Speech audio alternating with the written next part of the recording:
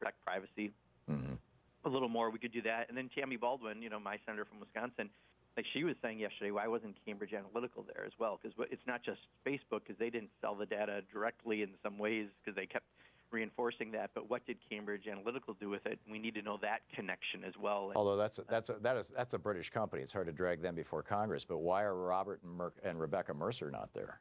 They funded the damn thing. About that connection. Or Steve Bannon, he was the chairman of the company, or he was on the board of the company, I guess. At the time all this happened. So, anyhow, let's pick up some phone calls here. Russell, listening on WCPT in Hickory Hills, Illinois. You are on the air with Congressman Pocan. Thanks, Mr. Pocan. Take my call. Maybe you can answer this question. Maybe you won't. When you look across the aisle now, do you shake your head or do you laugh at a party that won't even protect Mueller? Because this is the new thing I'm hearing. 38% of Donald Trump's base will get mad at the Republicans. It sounds like there's no more Republican Party. It's Donald Trump's base. And you think this is going to be the end of the Republicans if they keep backing Donald Trump? And it's not just Donald Trump's base. It's also, the KKK's base. Right, but do you think this will be the end of the Republicans? Because you get to a state like Illinois, and the Republicans are they're going in the toilet down there. Yeah. I mean, it drove Paul Ryan out. Yeah. Thank you, Russell. Yeah. Russell, I think you're right. I mean, because of the gerrymandering, and it really does go back to gerrymandering, we're saying there's maybe competitive 90 districts in the country that you could flip, red to blue. And so just given that, gerrymandering means about 80% of the districts are either red or blue districts. And with their problem with the Tea Party and the base of Donald Trump, I mean, they absolutely have to respond a little differently politically. They're choosing to, I should say, and that's what's happening. So I don't know if it's the end of the Republican Party. I think it will be maybe for November. They may have a big loss, and they're going to have an internal soul-searching, but keep watching for that. Yeah, stay tuned. Congressman Mark Pocan, co-chair of the Congressional Progressive Caucus, representing Wisconsin's 2nd District in the U.S. House of Representatives, pocan.house.gov. You can tweet him at @RepMarkPocan, MarkPocan. We'll be back with more of your calls for Congressman Pocan in just a moment. This is the Thom Hartmann Program. Back with your calls. It's Middays with Mark, with Congressman Mark Pocan.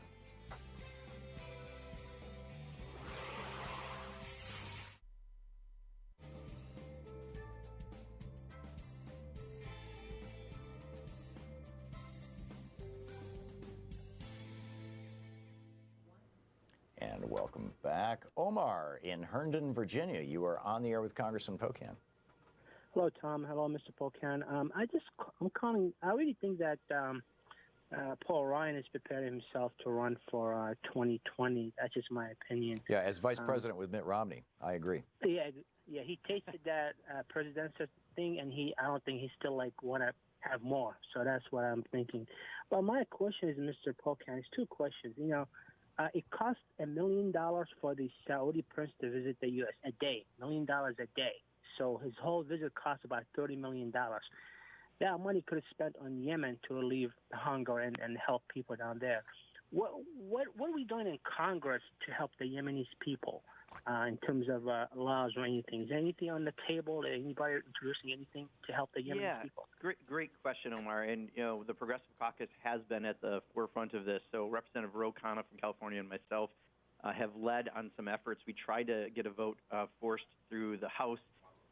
Didn't have as much success. There were some barriers, but the Senate has different rules, and luckily Bernie Sanders and Mike Lee were able to force a vote in the Senate. So we had a good afternoon of debate about Yemen, which we wouldn't have had it not been for some of the organizing with progressive groups on the outside, working with progressive members of Congress, and some conservatives who felt that we needed to have more ability to have Congress involved with the decisions. The problem is, at the end of the day, we did lose a number of Democrats, not a lot, but a number, and we didn't prevail on that vote.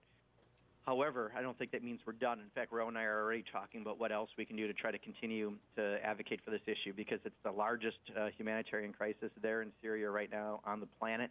And, here we are still being very complicit in working with the Saudis on this. So I think most people had never heard of Yemen or certainly couldn't find it on a map, and I think we are now starting to find ways to raise the profile of what's going on.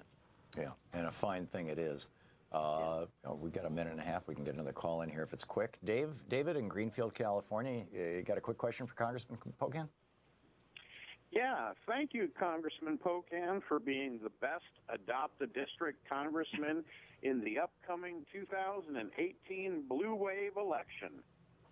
Except I lost my district now, David. I guess I haven't given up a district, but we did 5 town halls there, and the last one again was this Saturday. And I think I hope that it helped to wake people up in the district that they deserve more than they were getting for the last 3 years from Paul Ryan, and that even if he is speaker, he still has to go back to the people who elected him, and that's what we tried to do. We tried to put an exclamation point on it.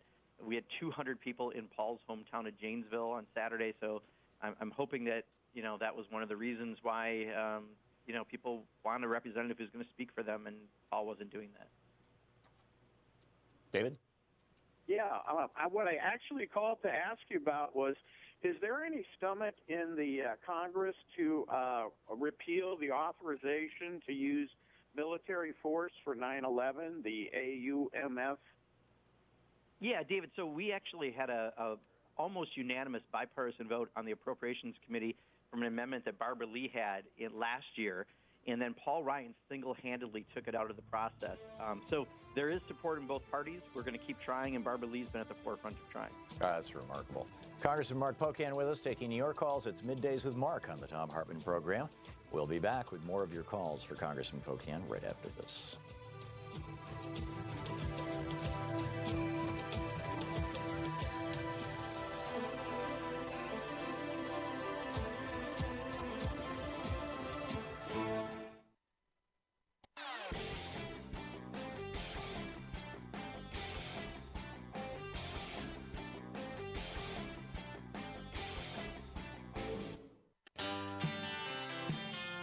It's Middays with Mark on the Thom Hartmann Program. Congressman Mark Pocan taking your calls. And Congressman, I wanted to get your response to this question out just one more time. During the break, somebody had asked, is there any stomach in Congress for repealing the 2001 authorization to use military force against al-Qaeda to stop, in response to 9/11, which is what President Obama used and what Trump is using now to extend their military activities in the Middle East? Yeah, and I would argue, as you said, misused, I think, by both Democrats and Republicans, because that has to go back to Congress to have that say. We're the closest to the people. So the good news is, last year in the appropriations process, and I serve on that committee, Barbara Lee had an amendment to do just that. And it got near unanimous support from Democrats and Republicans. So it passed through the Appropriations Committee, but Paul Ryan single-handedly pulled it from going to the floor of Congress. So we know that there is support, because there are people on both sides of the aisle who know that regardless of who's in charge, we need to get Congress back involved. Maybe with Paul leaving, we'll have an opportunity, but Paul's the one who took away that power from a nearly unanimous vote on the Appropriations Committee, a bipartisan vote. That's astonishing. Yeah. Carlos in Cave Spring, Georgia, you're on the air with Congressman Pocan. Thanks for listening to Sirius XM. Hi, Congressman. I would like to know if you guys get control of the House, the Senate, and the White House again, or will you guys pass a bill to get the dark money out of politics, all the corruption? Yeah, so I got you, Carlos. So let me say it this way. First of all, we have to get the House and the Senate, which can maybe happen in 2018, and then we have to get the White House in 2020. So there's a few stages there, but I think, at least from looking at the House of Representatives' perspective, we have a task force that deals with ethics and government, good government issues. Things like Citizens United, absolutely, I think, are on a priority list. I can't imagine there are a lot of Democrats who wouldn't support doing something about that. When you get to some other campaign fund issues, it does get more difficult. I'll tell you, as someone who's been a supporter of 100% public financing of campaigns when I was in the state legislature, it's hard to get people who already won by a system to change it much. But I do think when it comes to dark money, when it comes to disclosing, there is near unanimity among the Democrats to try to fix that. Chris in Littleton, Colorado. Chris, you're on the air with Congressman Mark Pocan. Yeah, apropos of Paul Ryan's retirement, we can think of several examples, whether it's Billy Townsend going off to pharma, whether it's, up in Oregon, even Gordon Smith, going to the National Association of Broadcasters. We have this kind of history of, people leaving Congress and going on for lobbying groups. If you want to be bipartisan about it, Chris Dodd and the film industry lobby. I know that it's kind of been floated around the past few years to get some kind of, not necessarily a non-compete clause, but essentially a bar from lobbying for, 4 or 5 years. Where are we on that? Is that still part of the conversation in Congress? Yeah, there are some bills, and I don't know the numbers offhand because there's like 5,000 or 6,000, I think 6,000 something bills introduced right now. But there is something to, I think it gives a amount of time before you can enter that field, so it's not just a complete revolving door. This Congress clearly isn't going to do that. In fact, Paul Ryan is going to do exactly that. He's going to go and cash out as he's leaving. But again, all those things should be on the table. I would argue that sometimes we make the mistake, and I've seen Democrats make the mistake of trying to then take advantage of the same rules that they just took advantage of. And at the end of the day, there's a pendulum that goes back and forth. It's just bad for democracy. That's why you need things like, I think Iowa has citizens panels that redistrict rather than politicians, because it takes it away from politicians picking their voters. There's a lot of things that we should try to move. But again, as I mentioned to Carlos earlier, first we've got to take the House in 2018, maybe the Senate in 2018. Looks like it's a good year. Then we've got to take the White House in 2020. And we just have to hold people accountable, put these issues out there, and make people give you the right answers if they want to win primaries and general elections. Judy in San Mateo, California. You're on the air with Congressman Pocan. Hi, I'm calling about the People's Progressive Budget. I remember last year that it seemed, or 2 years ago, it seemed like it was the only budget that lowered the deficit. I went online today, was looking for numbers, can't see anything. I think you should really get out the numbers of what the People's Progressive Budget does. Yeah, so Judy, we did have one, but because of the completely screwed up process this year of 4 continuing resolutions and omnibus, even though we had a bill last year, we're now preparing one for the next fiscal year. So right now, in fact, Ro Khanna from your state is taking a lead for the Progressive Caucus on that. We'll put it out there again. You're right. We do more in deficit reduction. We do more in defense spending reductions, and yet we invest in infrastructure and higher education and healthcare and a whole bunch of other things.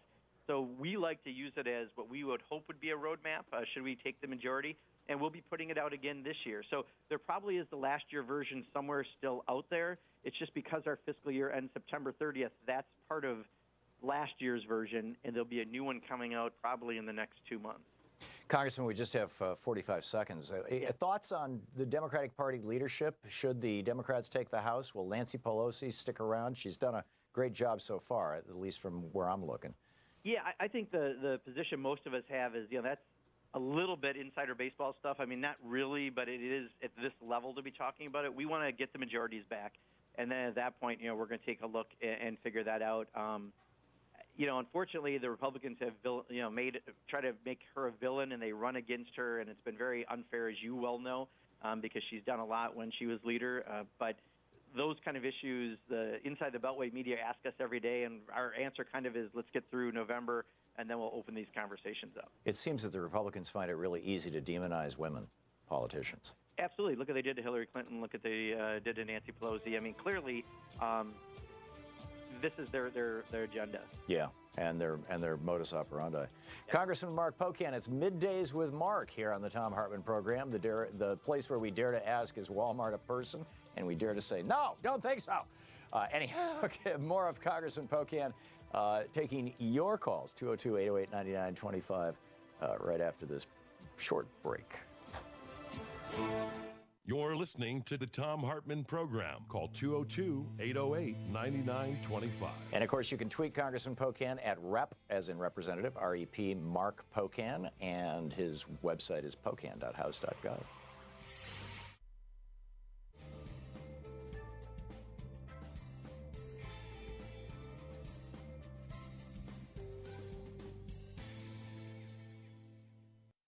It's It's the Thom Hartmann University Book Club. Today our book is George Lynn's Breaking the Trance. We're reading from Chapter 2. The title, Brains Awash in Adrenaline, What Overclocking the Brain Does to the Bodies, Minds, and Nervous Systems of Screen-Dependent Children. That would be as in computer and, phone screens. Quote, we design our games to hook them in. Part of the hook is how we build the games, to deliberately overclock their minds. Most people think at about 600 words a minute. We make them think at 1,000 words a minute. End of quote. This revelation was said in the course of a conversation with an executive of a large gaming company. This man thought that there was nothing wrong with what he was doing. In fact, he said, quote, we hire PhDs in psychology to help engineer our games to be successful, to get kids stuck on them, end quote.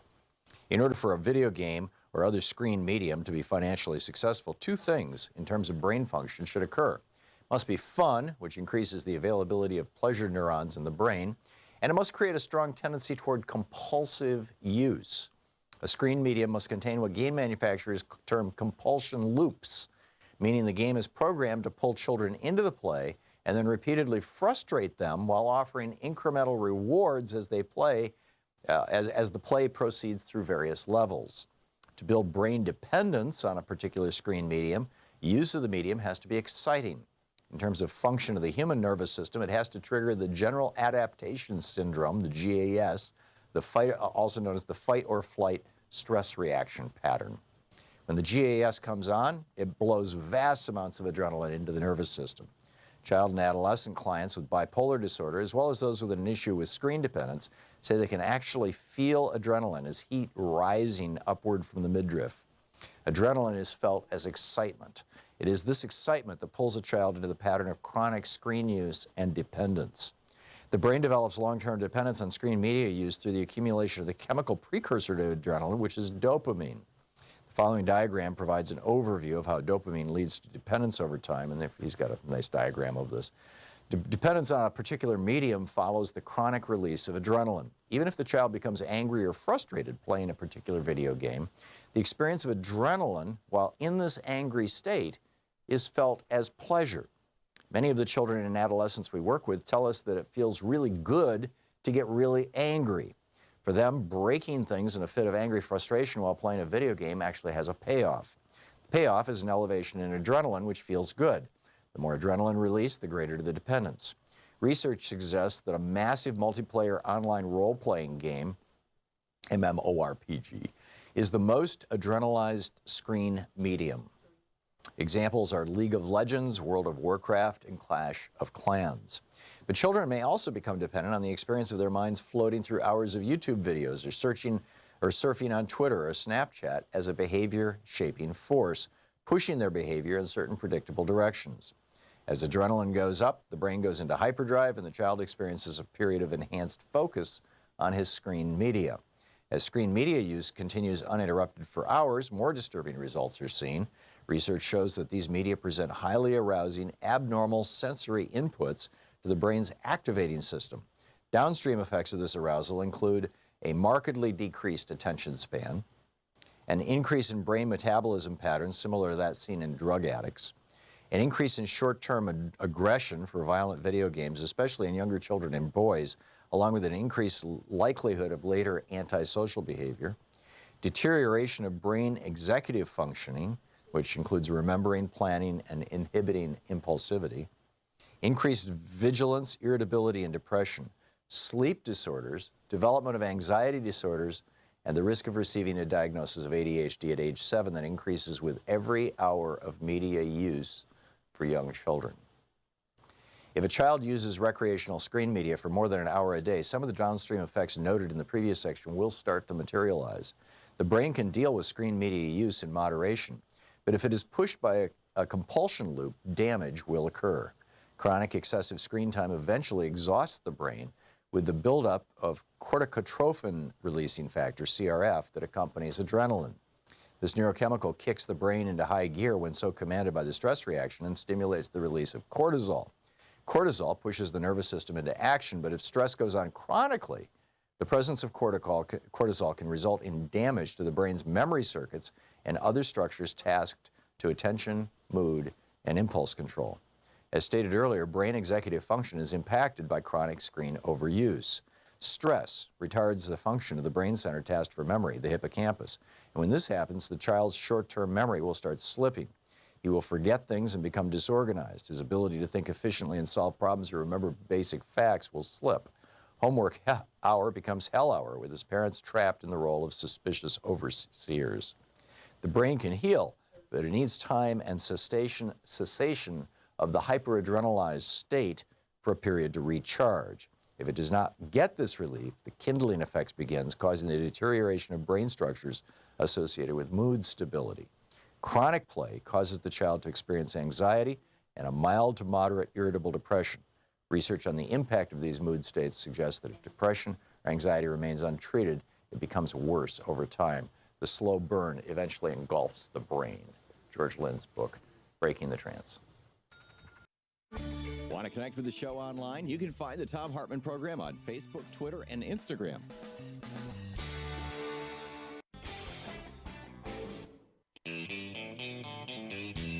It's Middays with Mark on the Thom Hartmann Program. Congressman Mark Pocan taking your calls for the hour. And Congressman, I want to start getting some of our YouTube and Twitter and Facebook. We're now streaming live on Facebook, this show as well. And of course, we stream live on YouTube, and it's, I mean, we're just kind of all over the place. And but these are a couple of Twitter comments. I'll read you three of them, and then you can pick what you want to say, or maybe they're kind of all of a fabric. Gloria Marasulo says, this is the first time in years I've heard anyone speak about the people's budget. Dems need to talk about this infinitely. Robert Davis says, there was a blue wave in 2008 that caused the GOP to start their Red Map project, which screwed the nation. Does this concern you? And Chris James tweets, do you think that Paul Ryan, he tweeted both to you and me, both of these, do you think Paul Ryan is preparing to run for president, or, and I would add, or vice president if Mitt Romney gets the nomination in 2020?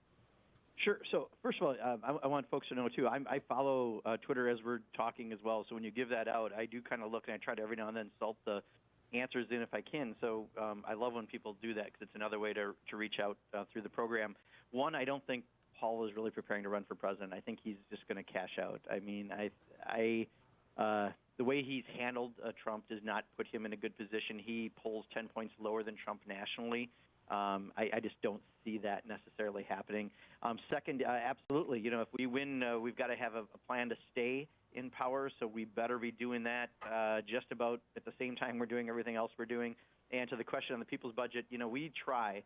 This is a conversation we have quite often on this program, which is how do you get the mainstream media to pick up things like this? Maybe if we take the majority, they'll pay more attention, they'll be more relevant, but it is a well-thought-out budget that we put out every year that, quite honestly, a lot of ideas we put out there a session or two later, they become the mainstream Democratic ideas, but we start them. So it's a really great place for people to follow. If you follow the Progressive Caucus either on Facebook or our website, you can get more information. That's great. And you'll recall, during the Bush years, when they were running 60% Republicans on the Sunday shows, Meet the Press and whatnot, they said, well, the Republicans are in power, so we need to hear their voices. Right. And then during the Obama years, when they were running 60 and 70% Republicans on those shows, they said, well, the Republicans are out of power, so we need to hear the voice of the loyal opposition. And now that Trump's back in and they're running 60% Republicans, it's like, well, the Republicans are in power. So I hope we can push through that. Alan in Crown Point, Indiana, you're on the, and thanks for listening to WCPT. You're on the air with Congressman Pocan.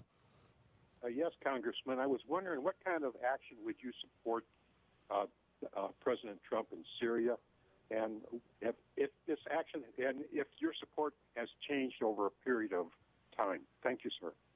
Sure. So, you know, Barbara Lee and I were talking about this an hour and a half ago. So, you know, we need to get more active. We're afraid the president's just going to do something, and it might be doing something also to try to provide a little cover for what's going on in his personal life with FBI and Mueller and everything else.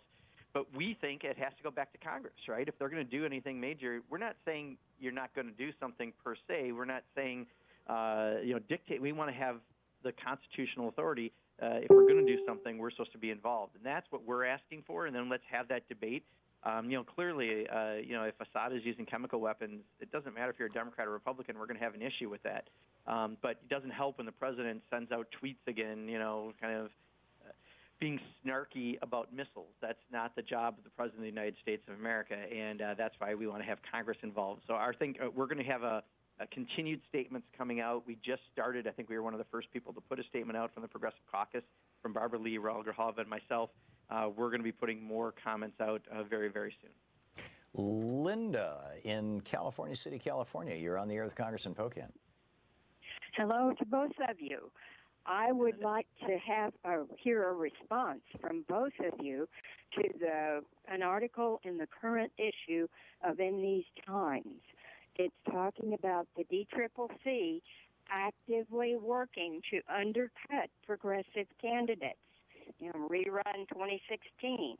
If they don't knock this off, the Democratic win in November is going to be a lot less than it should be. What can be done to get them to open up and change direction and stop this? Yeah, so Linda, I'll tell you, this is my perspective, someone who's watching it from fairly close. We've endorsed a bunch of candidates in the Progressive Caucus. In some cases, we're with the DCCC. Only in a couple cases, I'm not sure if there is a case where we're not right now, because they're not involved in that many races. They did get involved in a very high-profile race in Texas and I think one or two others. But it's not as many as you'd think, and there's a lot of very big primaries across the country right now where it's hard for us to get involved, right? There's three good progressive candidates in New Mexico right now, and so members are with each of those candidates, and it makes it much more difficult. But the DCCC is also not involved in that district. So I think, where they have got involved, I think where they've made the big mistake, and we've had this conversation with them, is to go negative after one candidate who happens to be more progressive, rather than trying to just support someone. They went negative, and it really backfired on them. So I think the lesson might have got sent a little bit, that people can decide these primaries. The DCCC should not put their thumb on it. Progressive caucus is different. We're trying to elect progressives. They're trying to elect Democrats. So we are going to try to find progressive candidates to support. But, we have these conversations on a pretty regular basis. It's not as extensive as I think people think, but they have done some races where they've had, I think, some bad practices, and I think it's backfired for them. Chuck, listening to SiriusXM Progress Channel 127 in South Milwaukee, Wisconsin. You're on the air with Congressman Pocan. Mark, good to talk to you. Tom, great show.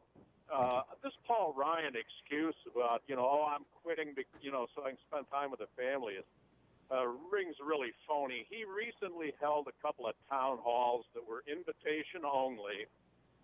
He got very poor response, and the people that did respond were very critical of him.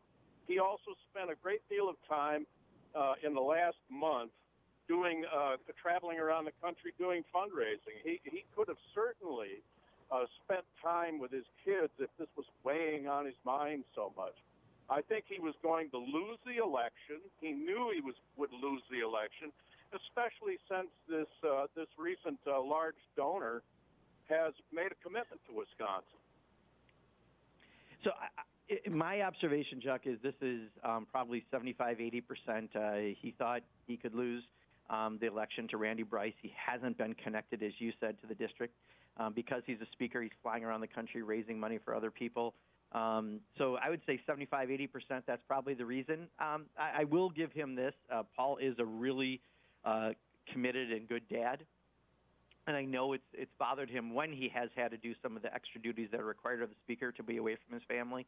So I think there's a bit of truth to it, but I think, as you said, you can always carve out time for your family if you want to keep doing the job. I think he found it might not have been a good fall environment for him and a lot of other Republicans, and that's why this was a very good time to cash out on that tax cut for the wealthy he passed last year and get a new job that's going to pay him a lot of money, and then he can really take care of his kids. Stan in maybe cashing out and making a fortune is what he means when he says, I want to care for my family. Yeah. Stan in Glendale, Maryland. I hadn't thought of that. Listening on SiriusXM, you're on the air with Congressman Pocan. Hi, gentlemen. Thanks for taking my call. I'm interested in Donald Trump's fourth wave of judicial nominees coming up here. What's your take on the situation? Thank you. Thank you, Stan, I mean, honestly, it's more of a Senate issue than a House issue, so I can't give you probably the best answer on what they might do. But my assumption is, they're going to have a very thorough review process. where they can in the Senate because, look, President's made some awful appointments lately, and some where they don't need Senate review, and where they can, I think they're going to try to take a close look and make sure we're not putting people in who are just sycophants of Donald Trump, which seems to be what he's doing right now, is more the adults have left his administration. So I would expect a pretty thorough review. Gordon in Wheaton, Illinois. Thanks for listening to WCPT. You're on the air with Congressman Pocan. Gordon? Gordon. Okay, let's try Joe in Cupertino, California. You're on the air with Congressman Pocan. Mahalo, Tom. I'm glad to hear that you're feeling better. Thank you. Congressman Pocan, I wanted to thank you so much. You deserve the biggest congratulations. You can't give 70, 80% to this as you. You did this, and I just can't thank you enough. I wish I could get my Congressman Kahana to do the same. He's a little bit more conservative than you, and go over to district here with Kevin Denham and see if we can do the same thing to him.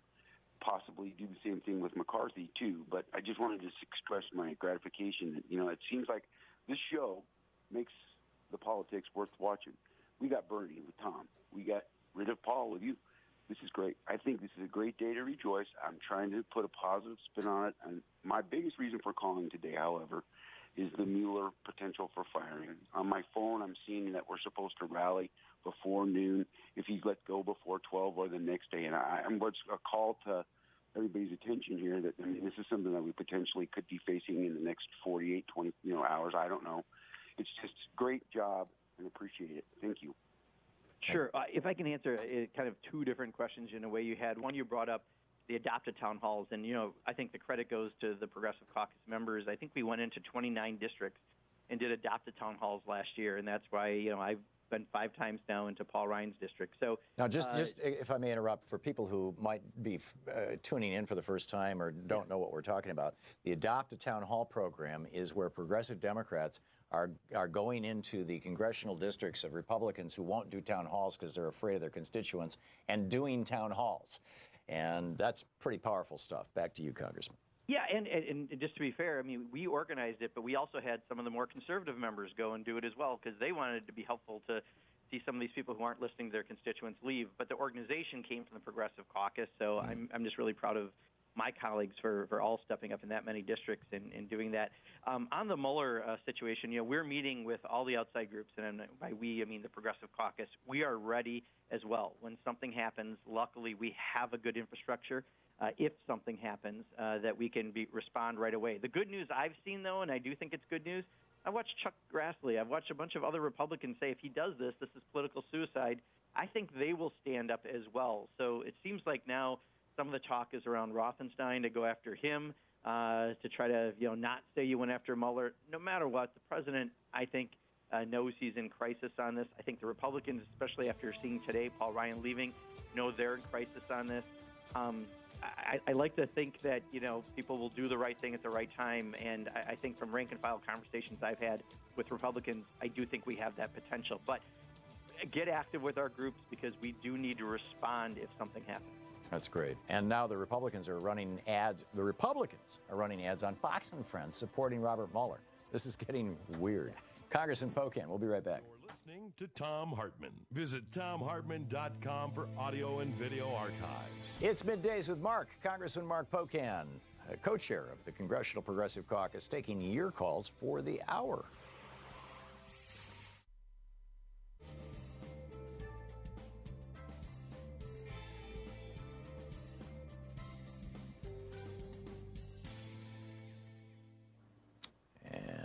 Back. Anita in San Antonio, Texas. You're on there watching Free Speech TV. You're on the air with Congressman Pocan. Hi, Tom. Hi, Congressman. I just want to preface my question by stating that I do think that Democrats should be running against Donald Trump. I think they should be running against his corruption, for protecting Robert Mueller, stopping Russia, and stopping the corruption in his whole administration. I think that's what Democrats can win on. But I'm concerned because a congressman from Texas, Beto O'Rourke, is running for the Senate against Ted Cruz, and he just stated that he thinks that he would vote to impeach. He stated that he would vote to impeach Donald Trump, and I'm concerned because I've heard Republicans use that. You know, oh, Democrats just want to impeach him to get the Republicans, well, the Trump voters, worked up to vote, to get their numbers up. So is your question, Anita, would an impeachment effort backfire like it did with Clinton? Yeah, sorry, so what? Anita, I think there's a couple schools of thought here. Thank you. You know, we were running on the DCCC side often against Republicans for Congress by running against Paul Ryan because he even polls lower than Donald Trump. Donald Trump, part of his base is sticking with him to the bitter end. Don't forget, a part of his base are there because they love every racist thing that the president says, and they're going to support him no matter what. And they sometimes when you go after the president, you get them to then be solidified and make sure they get out and vote where a lot of the other folks aren't. Across the country, we're watching these districts swing because the Republican base isn't as motivated because they're not in love with Donald Trump. But he does have a certain hardcore figure. So they are trying to use this impeachment issue because I'll tell you, we did a recall effort against Scott Walker in Wisconsin, and I can only speak specifically to Wisconsin, but it didn't work because people didn't think it was nice to recall someone, and we're very nice up in the upper Midwest, and we should have polled it better knowing what we were going into. So in this case, I think really some conversations have to happen around that. Now, I think what Beto said, who is a awesome colleague of mine in Congress and will be an awesome U.S. Senator if you all can elect him in Texas. What he said was he wanted to wait for the Mueller report because what we're trying to do, again, is follow the process. And let's face it, Paul Ryan and his crew is not going to vote for impeachment right now. So I think they're going to try to spin it to be that we're all about impeachment to try to get the Trump base out. That's my theory. But every day, every week that more information about Donald Trump and corruption comes out, that's going to be a less powerful argument. You know, it seems that we just have 40 seconds of the break here. It seems that the big difference between 1973, 74 and 98 that they impeached Clinton? I'm not sure the exact year, but whatever year it was, was that when they threatened to impeach Richard Nixon, the majority of the base of the Republican Party was horrified by what Nixon had done, whereas when they tried to impeach Bill Clinton, the majority of the Democratic base was sick and tired of the Republican witch hunts. And if Trump can maintain that kind of gestalt, where people are saying, oh, he's the victim of a witch hunt, I don't think that the Democrats will be successful at all. I think it'll backfire just like it did with Clinton. What are your thoughts? Yeah, and I think that's exactly why a lot of us are saying, look, it's not going to happen with this current Congress right now, but let's let the Mueller investigation continue. Clearly, it's on to something as we watch all of this. So patience is going to be a virtue. Yeah, let it play out. And to that extent, is Tom Steyer hurting or helping? I think Tom Steyer is still helping by bringing the conversation out there. We need to keep it out there, but understand when an elected official might say they're waiting for the Mueller investigation. Got it. Congressman Pocan, we'll be right back.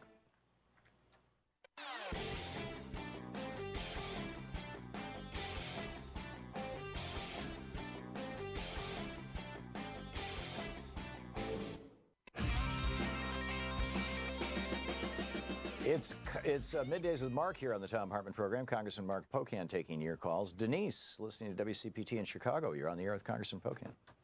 Hello, Congressman Pocan and Tom. Thank you so much for great work. Congressman, in terms of the cross-checking, can't we have brilliant people in the Democratic organization, can't we have someone who is so astute politically and in terms of computers that they can check when votes are being flipped from Democratic to Republican? Not anything illegal, but so that it can't happen again what happened before. Remember, Tom quoting thousands upon thousands of votes that were flipped. And I'll take the answer off the air. Thank you. Yeah, Denise, so, we've introduced a couple measures, based on the cross-check discussions we've had here, the interstate cross-check, as well as a bill to try to protect paper ballots for all electronic machines, having random audits and other things around democracy. I work with a task force within our caucus that John Sarbanes from Maryland is the lead on. I think all of those things are very important that we're moving forward on. And also Eric Holder, I think right now, and former President Barack Obama have been very helpful on the issues of gerrymandering and things. They got involved in Wisconsin when Scott Walker wouldn't call elections because he was afraid he's going to lose them. So all of those efforts are very, very important. And on the electoral side, I would hope that's one of the first things that we could get done should we take the majorities, because to me, it's not left or right. It's about democracy. If you don't have elections you can trust, then we don't have a democracy. So, we've got some measures out there, Denise. Unfortunately, Paul Ryan and crew can't pass anything, which is why we do omnibuses and everything else. But I do think among the Democratic Party, these are priority issues. Doug in Moreno Valley, California. You're on the air with Congressman Pocan. Thanks for watching us on Free Speech TV. Hi. I have a question real quick. If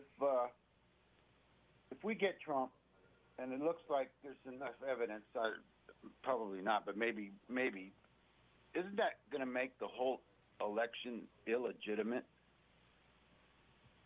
I don't think we have anything in our laws that allow for an illegitimate election, right? I mean, we've had this conversation right after the election. Like, is there a way to do a do-over like you have in some countries? We don't, I believe, have anything within our system that would allow that. But the bottom line is, if we find out something, I'm guessing, just a guess, but my guess, Doug, is that it's going to be obstruction of justice or some kind of money laundering or something like that where the president winds up getting caught rather than a direct collusion, because of the difficulty it is to be able to prove that. So, the best thing we can remember is, one, elections have consequences, which I think everyone understands. That's how we flipped 39 state legislative seats since Donald Trump became president. And we all make sure that we're ready and woke for November. We do that, and that will be sending the strongest message possible, I believe. Gordon in Wheaton, Illinois. Hey, Gordon, you're on the air with Congressman Mark Pocan. Hi, can you hear me this time? Yeah, just fine. Okay, good. I don't know what happened before. Good afternoon, Congressman and Tom.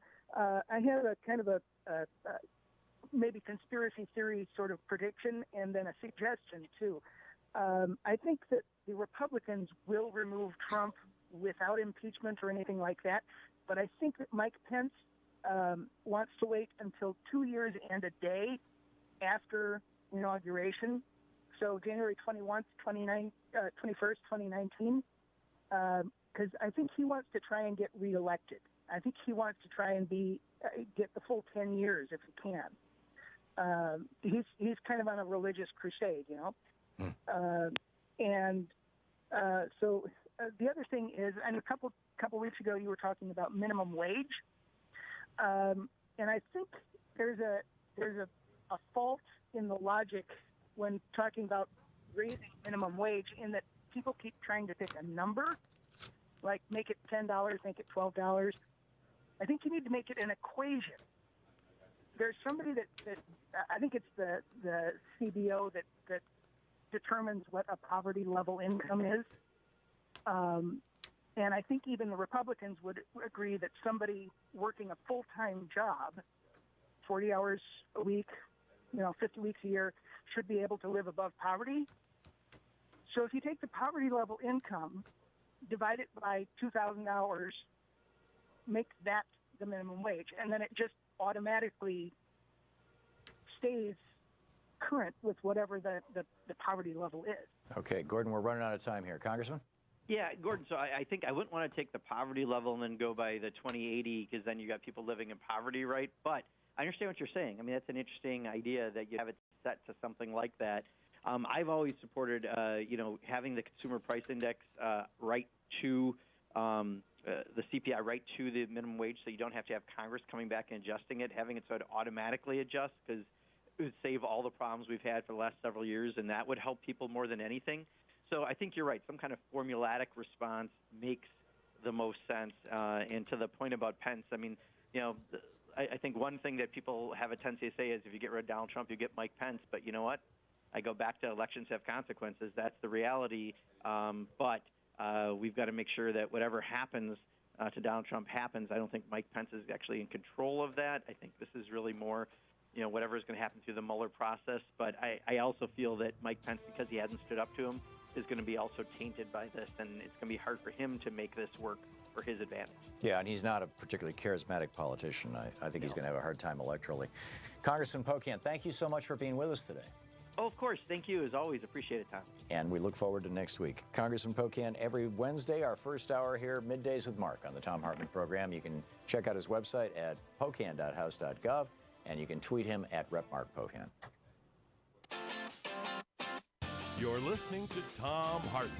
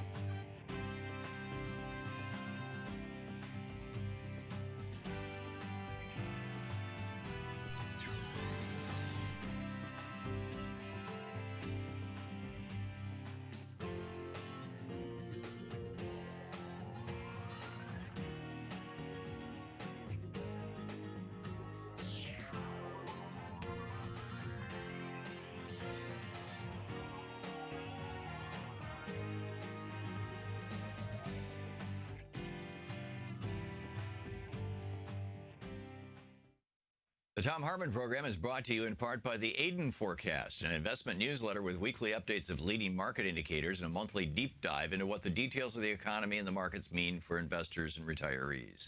On the web at aidenmarkets.com.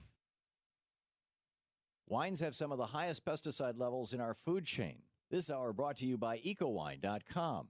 Pesticide-free wines, organic wines, imported from France by the Organic Wine Company, ecowine.com. The Thom Hartmann Program is brought to you in part by Super Beets.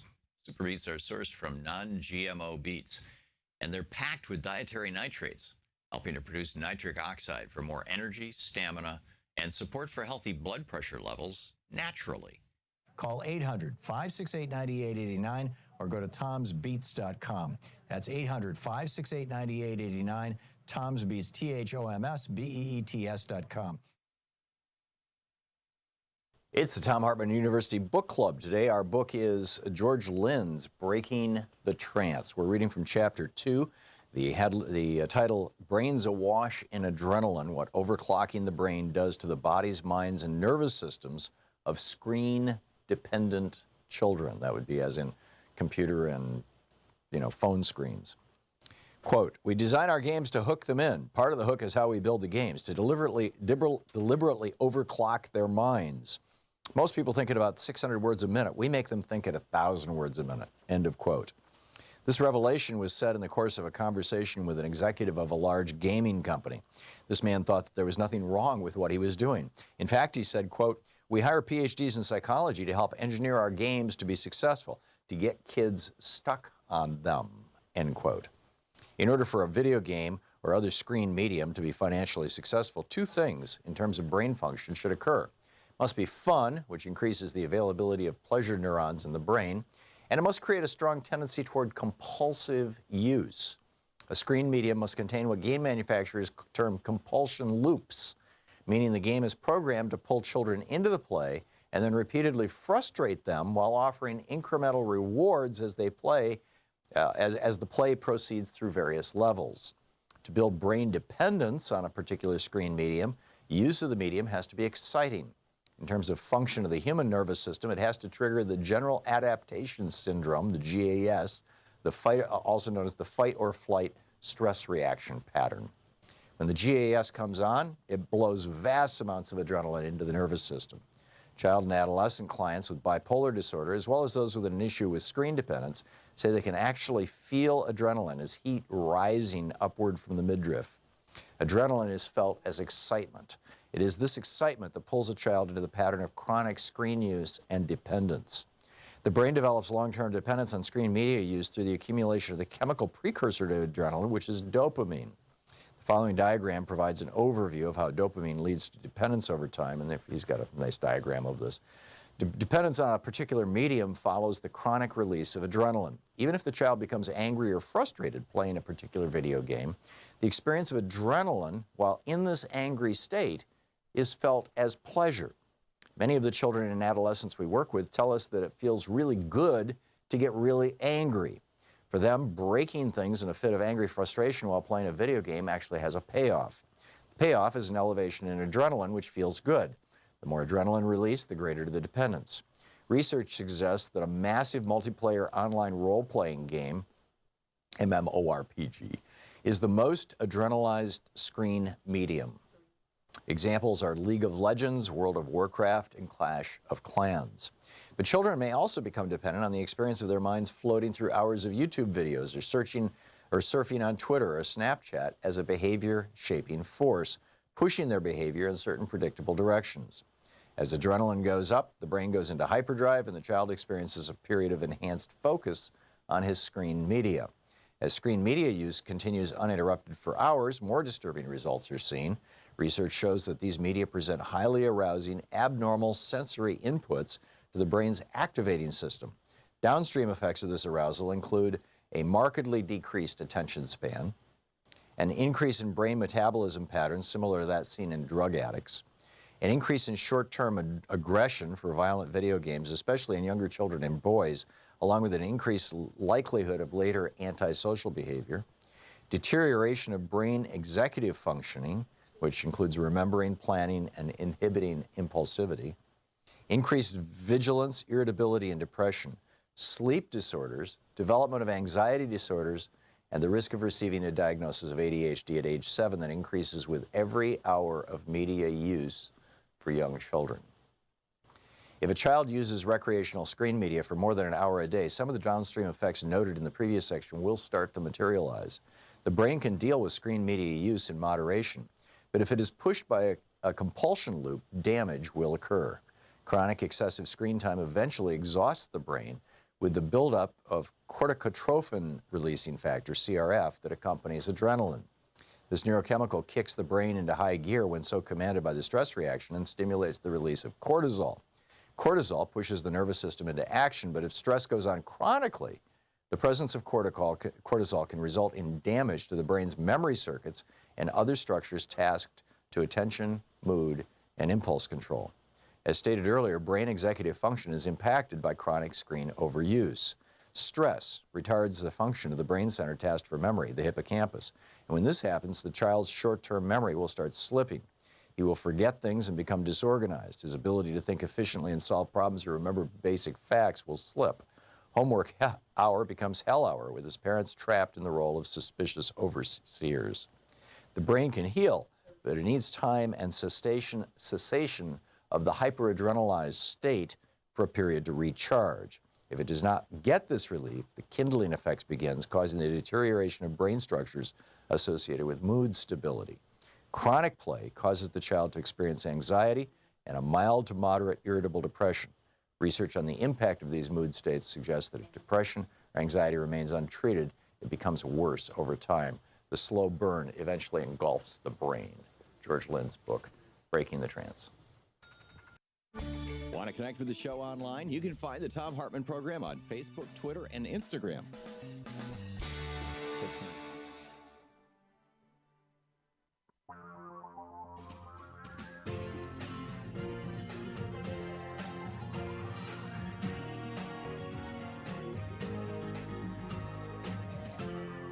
This is the Thom Hartmann Program.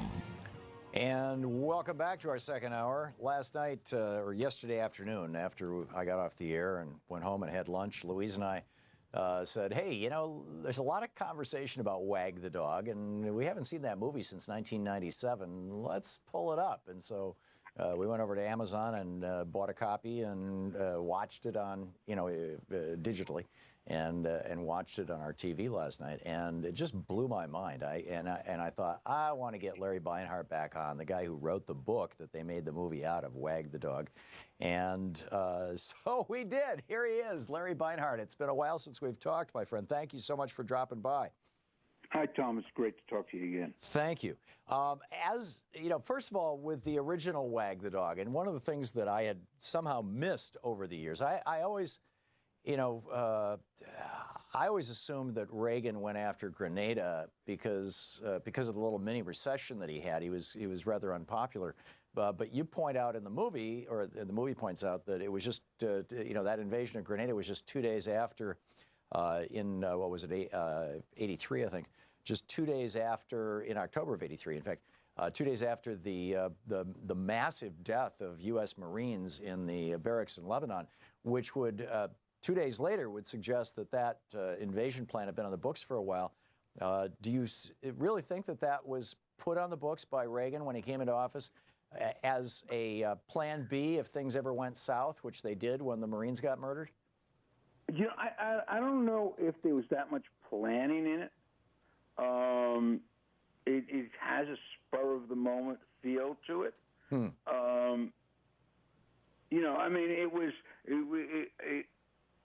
It looks like after pulling out of Beirut, they wanted to do something that made America look like it was still militarily active. Right. And it was really smart to pull out of Beirut, as military involvement in the Middle East since then has clearly demonstrated. Yeah, I'll say.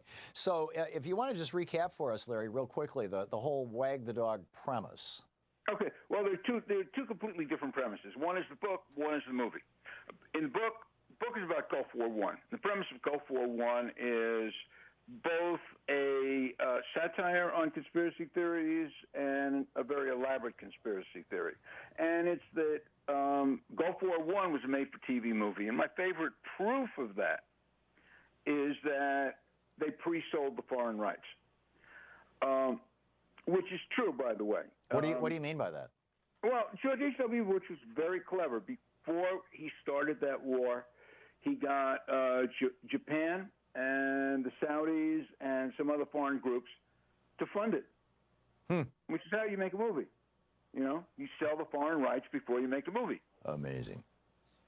And you know, and it was clearly, at least as what was clearly understood, was that modern day war in a democracy has got to be a performance for a domestic audience. It's got to be something that will make the people at home entertained and happy. Whether it's genuinely justified or not, that really doesn't matter. What matters is how it plays on TV. And Gulf War I was brilliantly constructed. They got Saddam Hussein to play Hitler.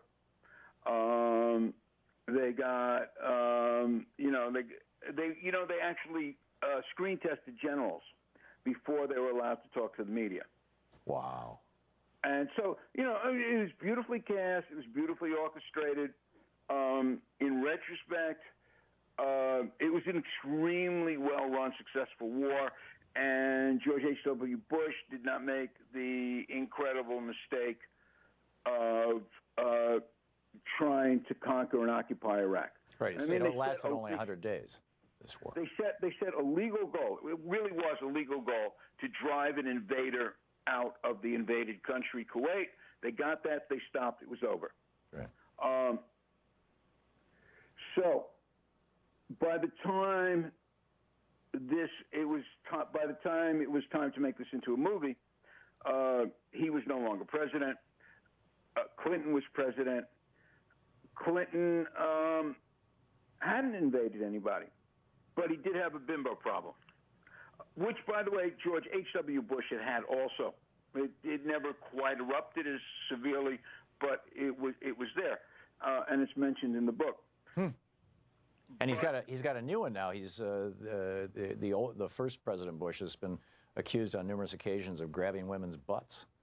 Yeah, hey, old men in wheelchairs think they have, a hall pass for that. Yeah, well, I'm not sure that's a universal statement, but I get it. It has its comic possibilities. Yeah. And George H.W. Bush, incidentally, even back when he was president, was well known privately.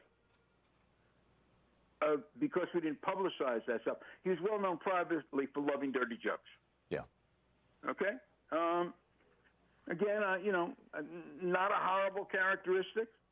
I won't quote any on the air now because it's too dangerous. Thank you. But Bill Clinton had a bimbo problem, and so the movie decided to recalibrate this? Making the movie, Clinton was president. Clinton didn't have a real war, so they took the kind of the essence of this, of using a war for domestic purposes to distract from electoral problems, which was also the essence of the book. Was Gulf War I took place when George H.W. Bush was having a terrible time in the polls. They had all sorts of problems. And it worked, but his timing was bad because by the time it got to election time, the war had been over for a year and a half. Americans were bored, and they'd moved on to the next thing. Right. Okay, so the question is this a wag the dog moment? Right. And to a certain degree, I mean, if there's an actual military event, to a certain degree, the answer has to be yes. But it's I guess a qualified yes. That is to say, I don't really think, though some people do, that this is a manufactured incident, that we're pretending that Assad is using chemical weapons, that somebody else is doing it, or the evidence is manufactured, or they're using old footage from previous chemical attacks in order to have an incident now. Assad does horrible, terrible things. Right. Does them routinely. He tortures people. He disappears people. He assassinates people. The war in Syria is probably the great humanitarian crisis of our time. And nobody has figured out how to deal with the humanitarian part of it. It is the difficulty that Obama ran into. They could not figure out what to do short of a full-scale invasion. And we already had 2 full-scale invasions. And they were failures. Iraq and Afghanistan. We're still in both. Nobody even discussed what the dimensions of a full-scale invasion and a full-scale occupation would be.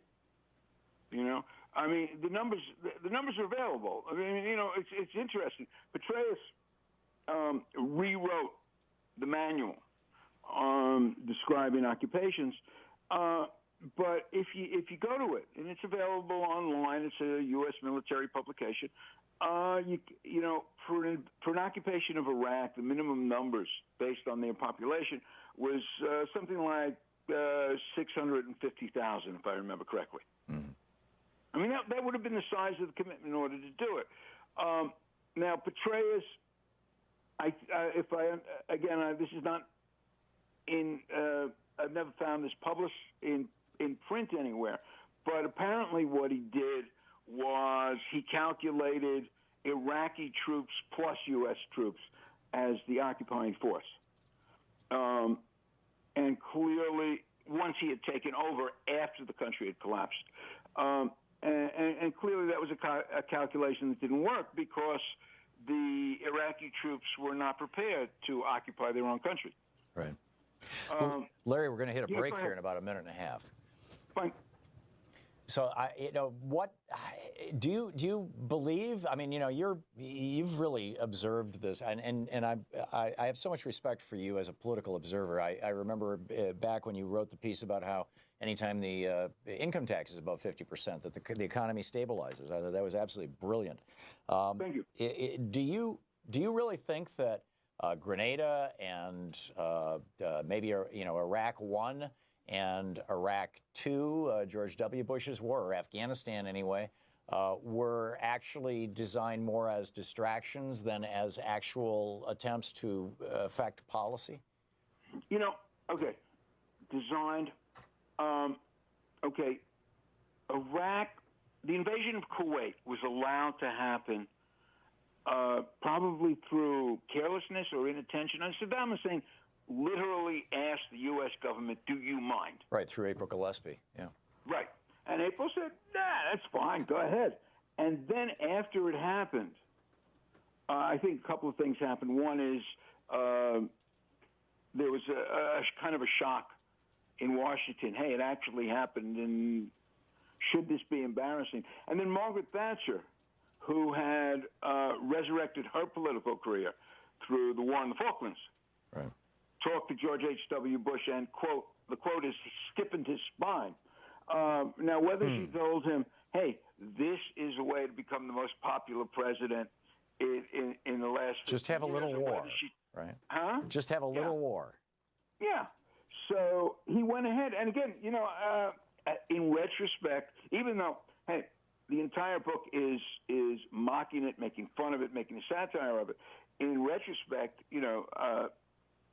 he was the sanest war president we have had, at least since Truman, or since Eisenhower. Yeah, because Truman blew up with the Korean War. It was a well-run, successful war with minimal casualties, actually on both sides, and and it was legal.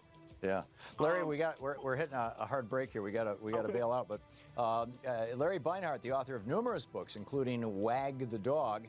The book has aged well. The movie has aged well. Absolutely brilliant stuff. Larry, thanks so much for being with us. Thank you. Great talking with you. We'll be right back. This is the Thom Hartmann Program. Back with more of the news of the day and your calls right after this.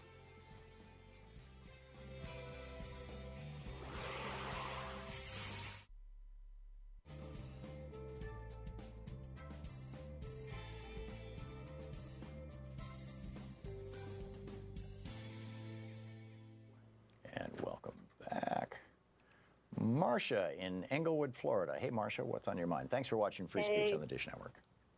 Good afternoon, Tom, and thanks for taking my call. Sure. I've got a little bit of a cold, but there's just a couple things I want to throw at you. And one is I'm so glad you had this guy, Beinhart. Is that how you say his Larry name? Beinhart, Beinhart.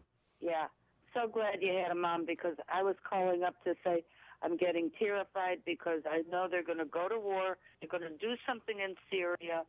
No investigation, no due process to find out even if it occurred. Right. And they're ready to start firing. And here comes Russia. They're getting ready to counterattack us. I'm seeing all this going on in my mind. But finally, there's somebody else saying, we don't even know if it happened. If it happened, who did it? So yeah, I think that it happened is probably not so much in dispute. The question in my mind is who did it, and I support the resolution of the United States at the UN Security Council, saying that we need to have an impartial third-party investigation that will report back to everybody. And I was listening to what's her name, Upwith Sonali, yeah. Yeah. You know who I mean. Yeah, it's a great show here on Free Speech TV. She's great. She had a woman on that, her brother lives there. He's a doctor in that very area, Duma or whatever it's called. She said she was calling to see if he was okay. And he asked her, why do you think I wouldn't be okay? And she says, because of that poisoning that just happened. He says, what poisoning? Yeah, although it may be, I mean, that's a city that's fairly substantial in size, and if something happened on one edge of the city, people on the other edge of the city may have no idea. The media is not functioning in that part of the world, so people don't have news reports. They don't have media like we do, so it doesn't surprise me. The other thing I was going to say when Mr. Pocan or Representative Pocan was on was that I heard Mitch McConnell say that also, but he doesn't think Donald Trump is going to try and get rid of Mulder. I think Mitch McConnell would be very happy to see Donald Trump do something that would end his political career. I think he would love to get rid of Trump. Trump is a problem for the mainstream Republicans. They would love to have Pence. He's a good little toady for the Koch brothers. When you think about it, though, Mitch McConnell didn't think he was going to win the nomination for the party. Then he didn't think he would be elected. He thought Hillary would be elected. So I sent Mitch McConnell an email saying, would you please stop thinking and do something? Because yeah. And regarding something that Mark Pocan brought up about the poverty level, and you could answer this just as well. I don't see how we can have one poverty level for the entire country, because you can give somebody in Arkansas $2,000 a month to live on.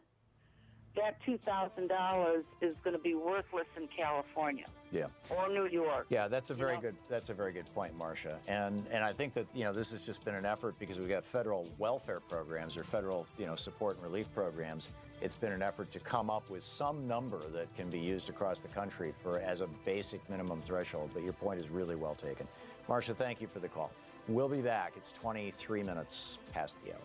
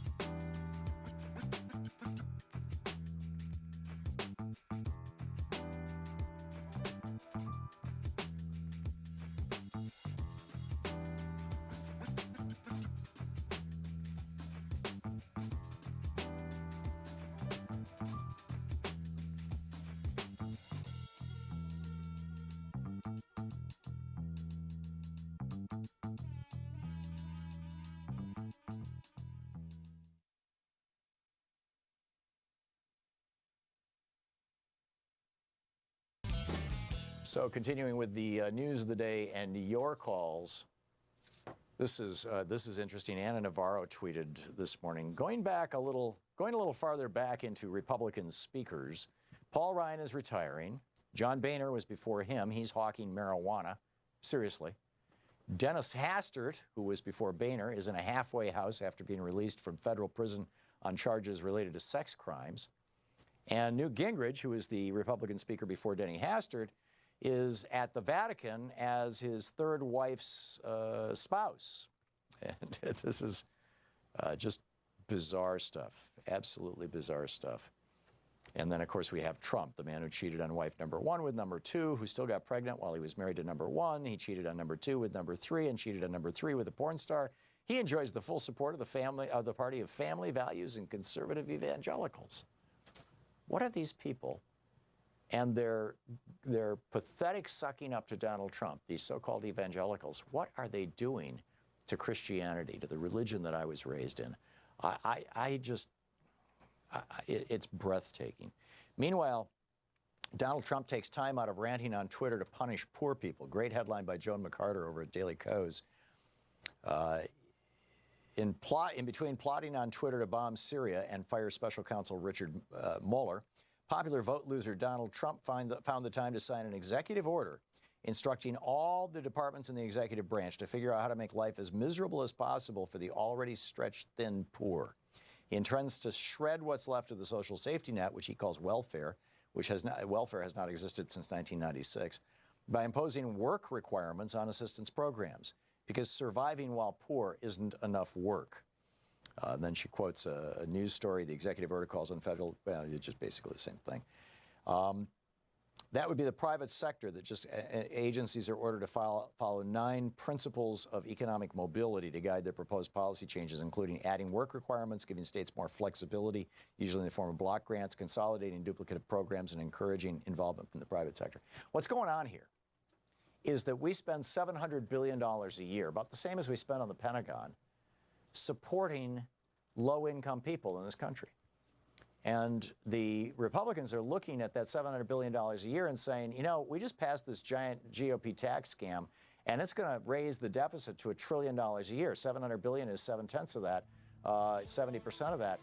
If we can get people, if we can kill all of the social safety net programs, then we can continue to keep our tax cut for the billionaires and not run up these deficits that are hurting us with our base. So Trump says reforms to SNAP and Medicaid are front and center. I guarantee you Medicare and Social Security are up next. This is seriously bad stuff. You're listening to the Thom Hartmann Program. Call 202-808-9925. The Trump crime family in the White House in deep trouble. The Trump crime syndicate throughout Congress thrashing after poor people.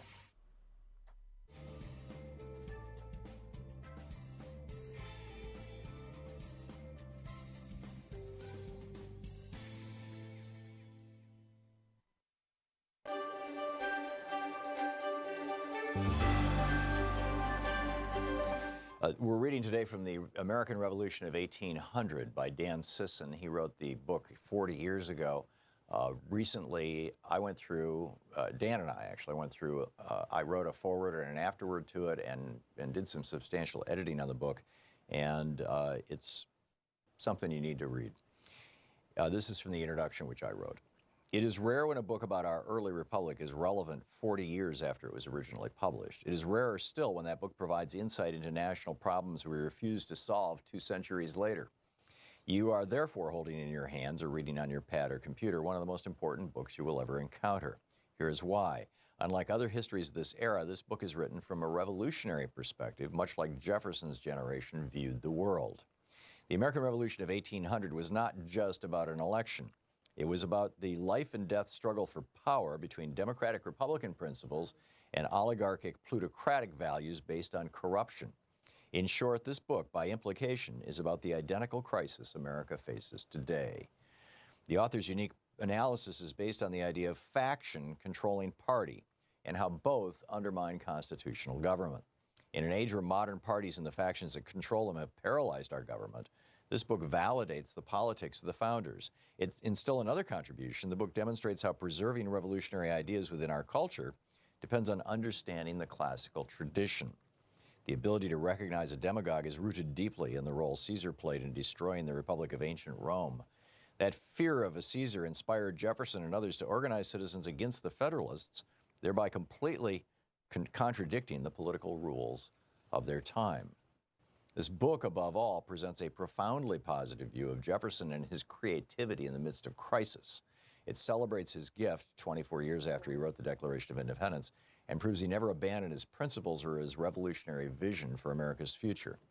Ironically, it's become a cliche in political and economic circles that while we love Thomas Jefferson, we live in a country largely run by Alexander Hamilton's policies and John Adams's politics. This may have been more true of the roughly 200 years before the contemporary free trade era, beginning in the 1970s under Richard Nixon and exploding in the mid-1990s when Bill Clinton signed NAFTA. Alexander Hamilton must be rolling over in his grave. Nevertheless, we have become a mercantilist nation dominated by banks and big industries as Hamilton envisioned. It is true that there were huge differences between Hamilton and Jefferson, particularly in their visions for the future of America and its economy. And those divisions tend to dominate interpretations of our political discussion when we reference the era of our first few presidents. But a much larger and more dramatic battle of worldviews played out in the late 1790s between President John Adams and Vice President Thomas Jefferson, leading directly to what is arguably the most transformational presidential election in the history of the United States, the election of 1800. In other books and places, both Dan Sisson and I have written at some length about the differences between these two men and their respective visions of America. Adams relished throwing newspapers' editors in prison and demanded that when he and his wife visited a town, the local militia come out to fire their cannons in salute of him and shout, "God save President Adams." Jefferson was so horrified by Adams's Alien and Sedition Acts that he left town the day they were signed into law, and as president often wore simple homespun garments. He was known to answer the front door of the White House in his bathrobe, and more than one visitor mistook him for a servant.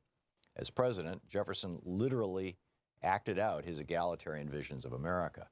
In my book, The Crash of 2016, The Plot to Destroy America and What We Can Do to Stop It, I describe Jefferson's concern over aristocracy in American politics.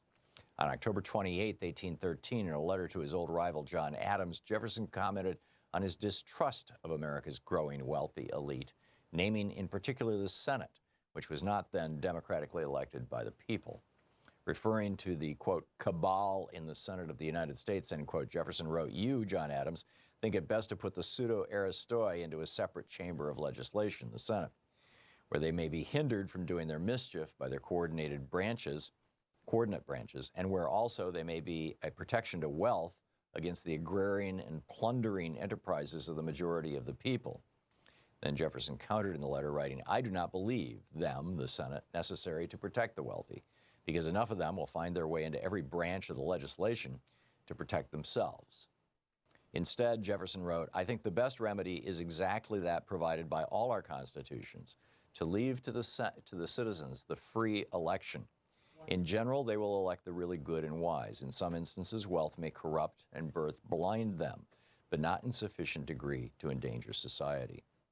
And in a final warning about the largely Federalist cabal in the Senate, and these would be the conservatives of their time, Jefferson wrote, quote, "The artificial aristocracy is a mischievous ingredient in government, and provision should be made to prevent its ascendancy. I think that to give them power in order to prevent them from doing mischief is arming them for it, and increasing instead of remedying the evil."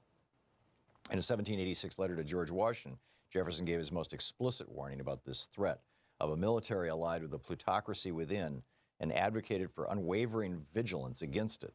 Quote, Though the day may be at some distance, beyond the reach of our lives perhaps, yet it will certainly come, when a single fiber left of this institution will produce an hereditary aristocracy which will change the form of our governments from the best to the worst in the world.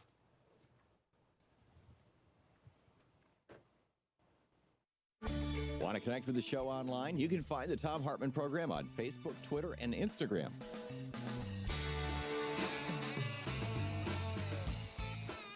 Welcome back. Thom Hartmann here with you, and Larry in Milwaukee, Wisconsin. Hey, Larry, thanks for listening to WCPT. What's on your mind today? Oh, it's Lewis, not Larry. Lewis, I'm sorry. You're right. That's all right. Thanks for having me on. I try and listen as much as I can. I disagree with most of what you say, but I just get information from you to kind of round things out. Cool. Okay, you're welcome. I was wondering if you had read Alan Dershowitz's, I'm sorry I murdered his name, but if you read his article that was on The Hill? No, I didn't, and I think you pronounced his name right. I did not. He's a for people who don't know, he's a constitutional law professor who's big on Fox News. Well, he's very liberal, and he's being chastised for his opinion that Mueller going after Trump's attorney is not good. If I could just get 2 sentences out of his column, I think would cover it. Civil libertarians should be concerned whenever the government interferes with the lawyer-client relationship. And then his last sentence, let me scroll down here, sorry.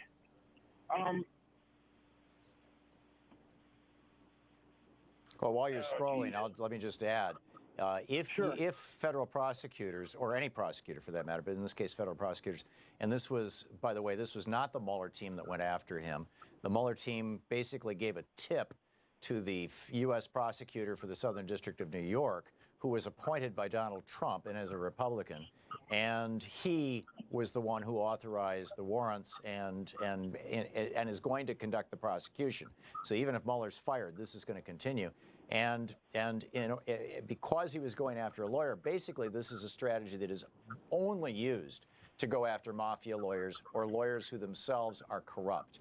And I would suggest to you, Lewis, that if and it has to go through extra layers of certification, and it has to go through an extra federal judge because there's a lawyer involved to pierce that client-attorney privilege.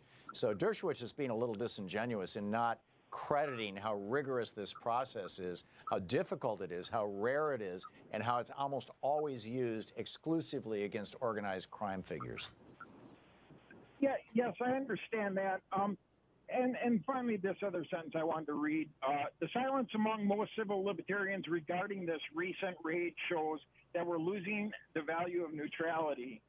And you're going to disagree with me, but I don't really trust this. And I'm scared to hell, about this. I don't think this is the right way to go about it. Yeah. And I understand your concerns, Lewis. If I believed for I was going to say 1 minute, but really for 5 seconds, if I believed that Mueller was breaking or even bending attorney-client privilege in order to get to Trump, rather than in order to take down a corrupt lawyer, which is what this looks like, then I would be totally agreeing with you.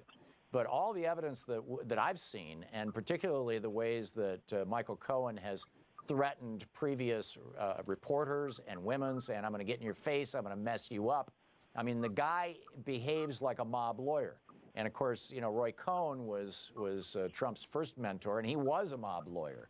And so, it looks to me like this is not an attempt to get at Trump. This is an attempt to take down a corrupt lawyer who happens to be Trump's lawyer, and that, Trump, being a New York real estate guy, that business, there's a lot of mob guys that you rub shoulders with, and it's looking increasingly like Trump has a mob lawyer. I mean, time will tell. But right. If I thought that he was taking down a lawyer just to get to that lawyer's client, I would be screaming from the rooftops, Lewis. Okay, I appreciate that. Is there any chance I could make a comment about Mr. Pocan's assessment of what Governor Walker did as far as his special elections? Sure. Governor Walker simply explained, because they're out of session now. They won't be in session the rest of the year because of the elections. The special election, just right now, they're going to run them. They're going to get in. And the court mandated it. Doesn't matter who's in. Right. But they're going to get in and do absolutely nothing. And then the fall election's going to come, and you're going to have to reelect new representatives. And so, but that is the law. I really resent the fact that Eric Holder came into the state without a state money. I understand what you're saying about the law, but there's a technicality and there's some issues there. It's common sense, though, to not hold an election where the representatives really aren't going to have a chance to do anything. Yeah. And I resent that money was brought in to call for this election when we're going to have another one right away. Well, money came in from out of state to oppose the elections too. You know, the Koch brothers have been and their buddies have been funding Scott Walker from day one. That's a big point I want to bring up with you. You always bring up the Koch brothers. They're spending $400 million in this election. You know, I mean, Russia spent $135,000. We're hysterical about Russia. Why is nobody hysterical about it? The two richest guys in America, or second richest guys in America, spending $400 million to flip an election. That's the definition of oligarchy, Lewis. I would think, as a conservative, you'd be outraged by that. No. Barry Goldwater would be furious. The Koch brothers. What about all the billionaire liberals? We can name them all day. Gates, all of them. Please name, Lewis, please name one billionaire liberal who has put over a couple $1 million into any election in the last couple of election cycles. I don't know of any. George Soros stopped his political spending a decade ago. I know Fox News still likes to pick on him, but you can't name $1 that he has spent in support of progressive or even Democratic politicians. You've got Tom Steyer, who has spent $1 million of his own money on the move to impeach. That's nothing. That's not $400 million. And Tom Steyer is nowhere near as rich as the Koch brothers. Where are those billionaire progressive funders? I mean, the Heritage Foundation gives Rush Limbaugh $5 million a year. Nobody's giving me a damn penny. In the 2016 election, the Koch brothers were 68th on the list of donations. They really dropped their donations for that election. That's direct donations to campaigns. If you look at the money that they spent, the dark money that they spent buying third-party ads, they were spending hundreds of millions of dollars. And that's what they're going to do in this election, too. They're not giving this money to individual politicians. They're going into congressional districts and running ads through their front groups, their Veterans Front Group, their Medical Front Group, their Americans for Posterity Front Group. Did you catch a couple months back that Soros put $18 billion, gave 18 of his own money towards his front groups? No, I don't believe it. I have not seen it. Please look that up. I'm not sure of it. I heard it. Yeah, I can tell you, Lewis, it's not true. George Soros is just, he funds this open community project or open democracy or whatever it's called, and for civic responsibility and education on civics and stuff. And most of the work that group is doing is international. It's not here in the United States.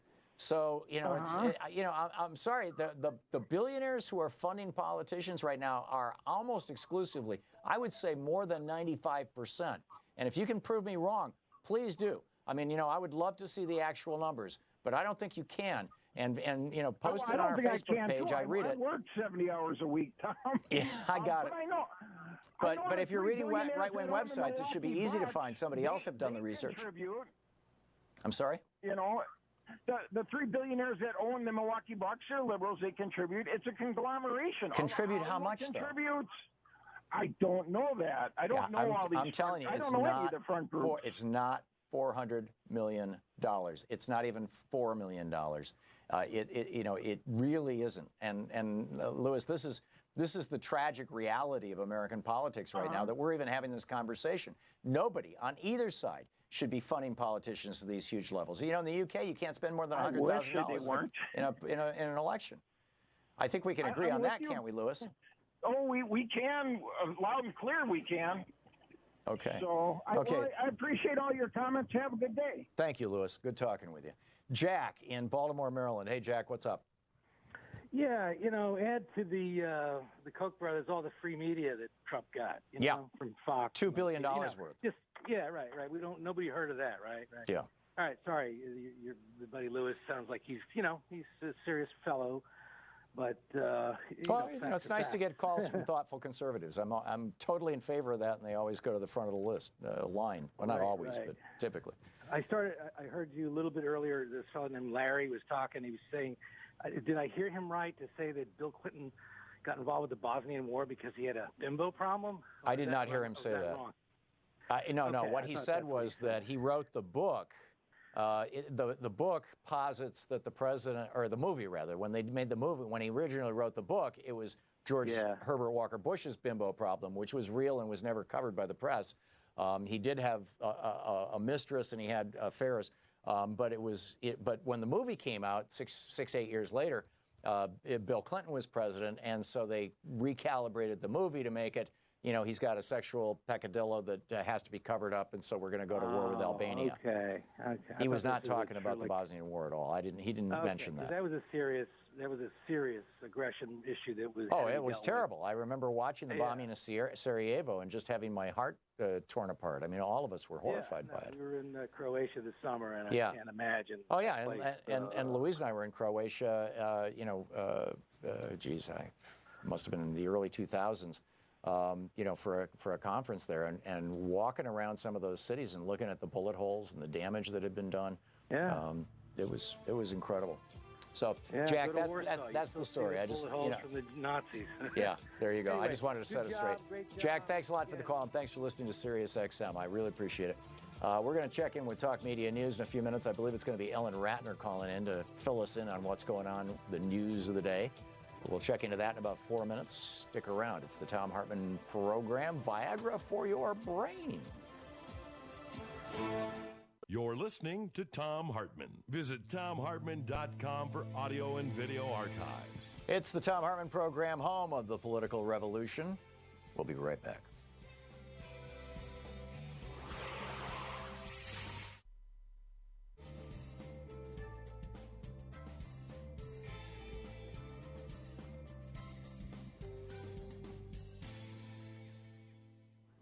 Welcome back. Roseanne in Oroville, California. Hey, Roseanne, thanks for watching Free Speech TV. What's on your mind today?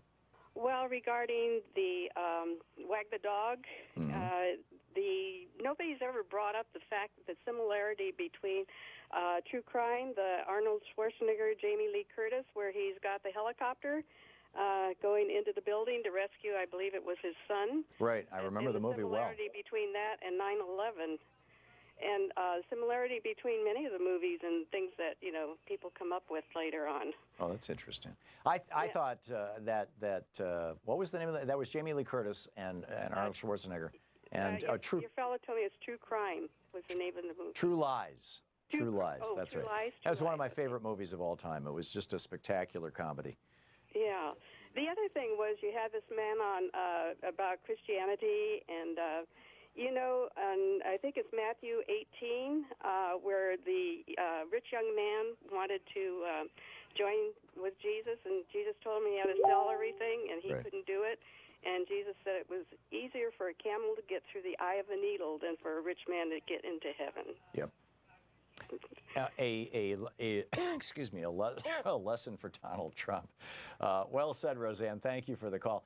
Alex in Bloomington, Indiana. Hey, Alex, thanks for watching over on our website at ThomHartmann.com. What's up? Hey, sorry, I had my throat was stuck. I am a first-time caller and a big fan of your show. Thanks, Alex. Yeah, and you've actually inspired my friends and I to start a progressive talk show. Hey, good on you. On the campus, yeah, it's called Popular Vote. That's great. So what I wanted to talk about was Marx. How can we make his ideas... Marx as in Karl Marx? Yes. And presumably not Groucho, yeah, okay.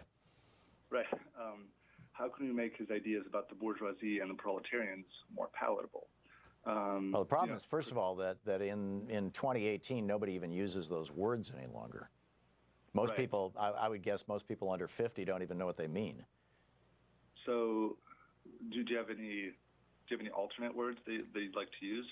Yeah, the top 1% and working people, or the we have contemporary language to describe those things rather than using the old French class terms. Yeah, I like these words, but I guess I guess it doesn't matter what you use, but Yeah, how do you get people like what was his name, Lewis, who said that he works 70 hours a week and is presumably voting against his own self-interest.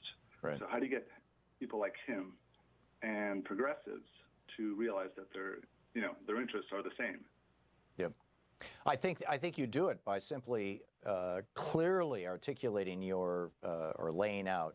I always use a $2 word instead of a $5 word. Clearly laying out what our policy prescriptions are. That if everybody in America had health insurance and we did it through a single-payer system, it would cut our taxes and the amount of money that we're spending on health care by half. If everybody in America had free access to college, it would return $7 in benefits to society just through additional taxation.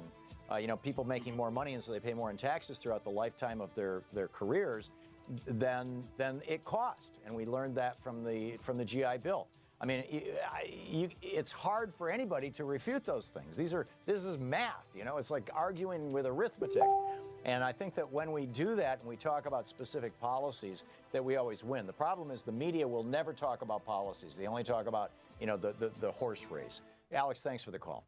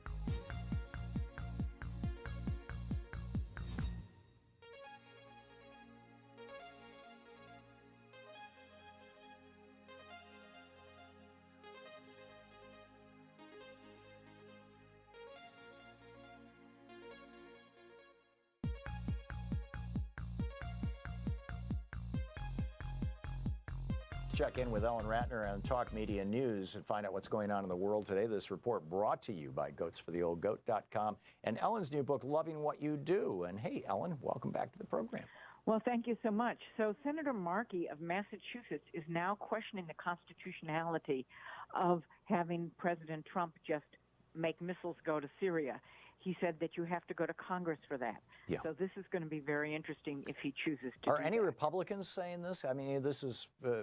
I haven't heard anything from any Republicans. Doesn't mean they're not, but I haven't heard anything about it. Yeah, I think the level of cowardice in the GOP is frightening. Well, for sure. And we'll get to Paul Ryan in just a second. But Speaking of, the New York Times did an editorial, and in their editorial they went after Trump, and they said, the buck stops anywhere but here. Yeah, I read that this morning. That was scathing. Yes. Okay. It's very interesting. Former FBI Comey former director of the FBI Comey was interviewed by George Stephanopoulos, and although the interview is not out yet, he has a book coming out called A Higher Loyalty, and apparently he talked about everything, including calling Donald Trump a mob boss. Wow. Now, I understand that Stephanopoulos interview lasted 5 hours. Did I get that right? I just read the headline. Really, I don't know. It was a very long interview, though. Yeah. And it was done at the home of Comey. That I do know. I don't know how long it lasted. So that's going to be on, what is it, this week on ABC? Is that the show that it's going to play on Sunday?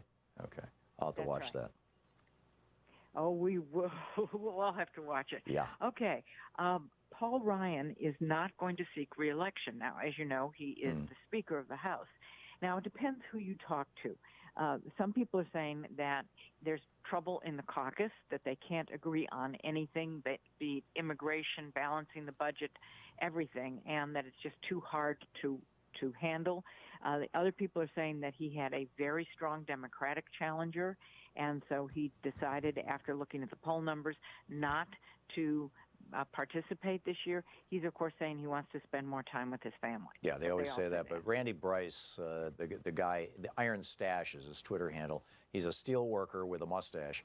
And this guy was going to eat Paul Ryan's lunch. Now, I'm quite certain he's going to be the next congressman from Wisconsin's 1st District. The guy who was running against Ryan in the primary as the Republican is an open anti-Semite and racist. Oh, absolutely. No, there's no question about that. And he wasn't going to get anywhere, but now he will. And then he'll be running against the Democrat. Give me a break. Yeah. Okay.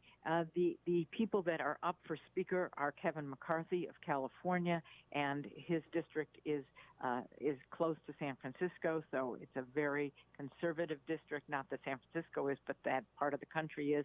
And Steve Scalise, as you know, remember, was shot while preparing for the congressional. Right, the guy who campaigned in Louisiana as David Duke without the robe. That was right. Steve Scalise's own phrase. Give me a break. Okay. That's bizarre. Now, it's very interesting that, of course, today is the day that the head of Facebook is showing up before the House, not the Senate, which he did yesterday, but before the House. And the Center for Responsive Politics then pulled out all the money that has gone to Congress, both to Republicans and Democrats, $641,000 since 2014, so in the last 4 years, 2 congressional cycles, not including this one that's upcoming. He should just go up in the gallery and, dump a wheelbarrow full of money down on him. Or I guess it sounds like he's already done that, right? What's interesting is that they are taking care of both Democrats and Republicans who are heads and senior members of the committee. Ranking members is what they're called. And so that they've taken care of everybody from Bill Nelson of California with $10,000 to Nancy Pelosi, so that you see a huge amount of money happening. And that is what's going. Frank Pallone of New Jersey got $6,000. And so Democrats and Republicans, Greg Walden of Oregon got $20,000. A lot of money. Yeah, remarkable. Okay, some other news. Lamar Alexander today had a hearing on the opioid crisis. He was told that it would take a moonshot to stop it. However, what's very interesting is he did say, hey, listen, this involves many agencies, and the moonshot only involves one. So there is some real question about that. We do know that Oregon has been managing the opioid crisis very well, and so people are saying, well, pay attention to places like Oregon. Well, the other thing that Oregon did is they decriminalized or legalized recreational marijuana, and we know from the experience of Colorado, I believe it was, that when you legalize recreational marijuana, you see typically a 20 to 25% drop in opiate deaths because people who are addicted to pain meds use pot to withdraw from it. That's absolutely correct, and now California is doing exactly the same thing. Yeah, and so you can expect to see opiate deaths drop there too.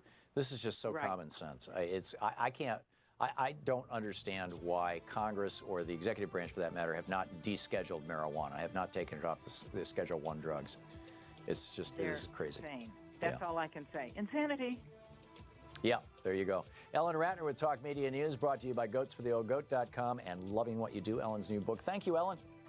Thank you. Great talking with you. We'll be back with more of the program. We've got Alexis Baden-Mayer is going to be with us. You're listening to Thom Hartmann.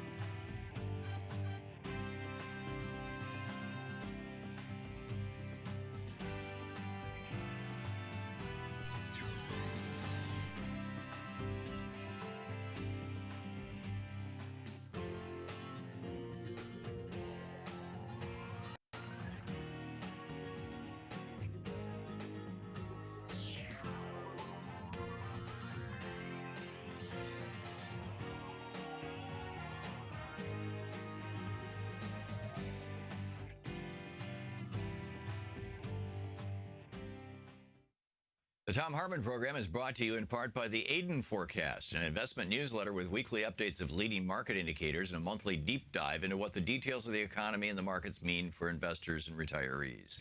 On the web at aidenmarkets.com.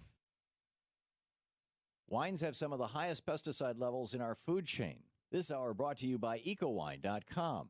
Pesticide-free wines, organic wines, imported from France by the Organic Wine Company, ecowine.com. The Thom Hartmann Program is brought to you in part by Super Beets. Super Beets are sourced from non-GMO beets, and they're packed with dietary nitrates, helping to produce nitric oxide for more energy, stamina, and support for healthy blood pressure levels naturally.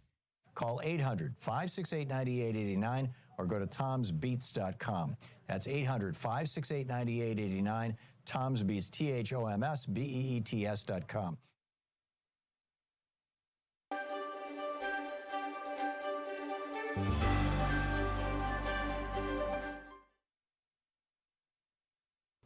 For the Thom Hartmann University Book Club today, we're reading from Speeches and Addresses by Delphin Delmas. Delphin Delmas was the lawyer who single-handedly and for free, pro bono, saved the redwoods in California. And then he went and on behalf of Santa Clara County, he argued the Santa Clara County versus Southern Pacific Railroad case before the Supreme Court.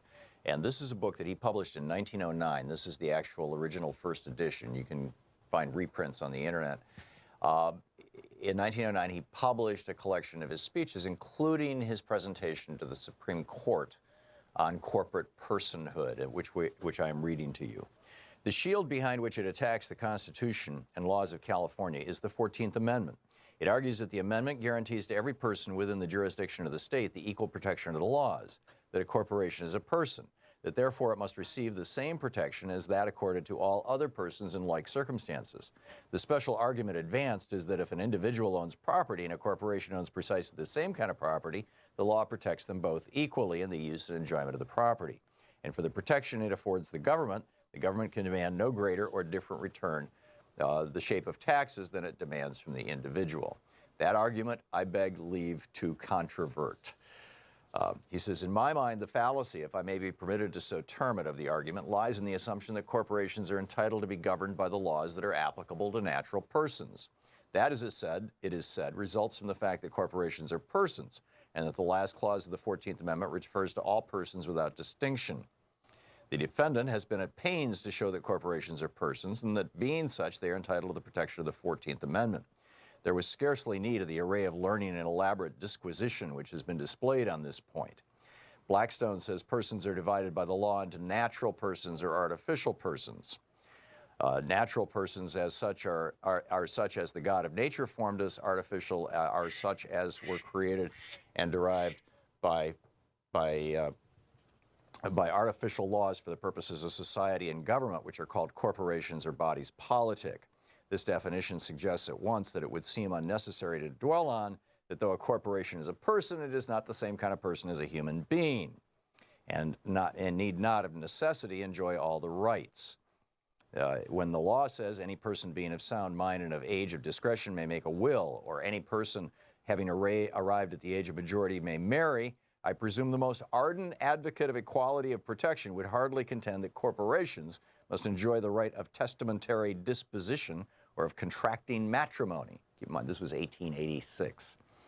The equality between persons spoken of in the 14th Amendment obviously means equality between persons of the same nature or class, and not equality between persons whose very natures are absolutely dissimilar. Equality between human beings, if the rights of natural persons are involved. Equality between corporations of the same class, if the rights of artificial persons are involved.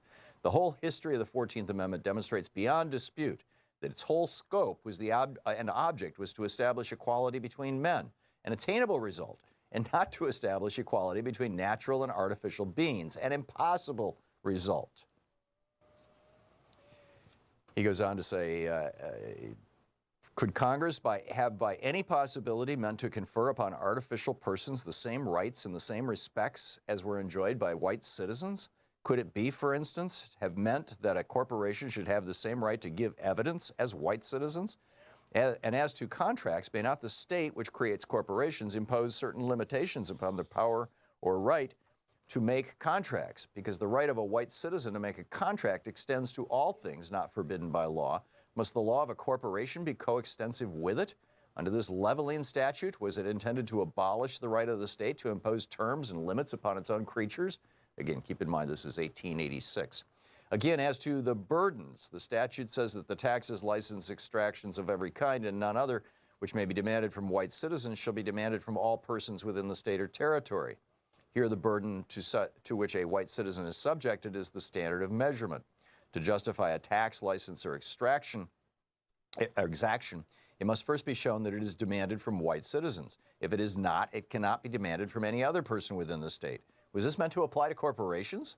Was it intended that corporations should be subjected to no tax, license, or exaction that was not imposed upon white citizens, any law or statute to the contrary notwithstanding? It is certain that this law has never been so understood or interpreted by any state. In other words, no state has ever said a corporation is a person.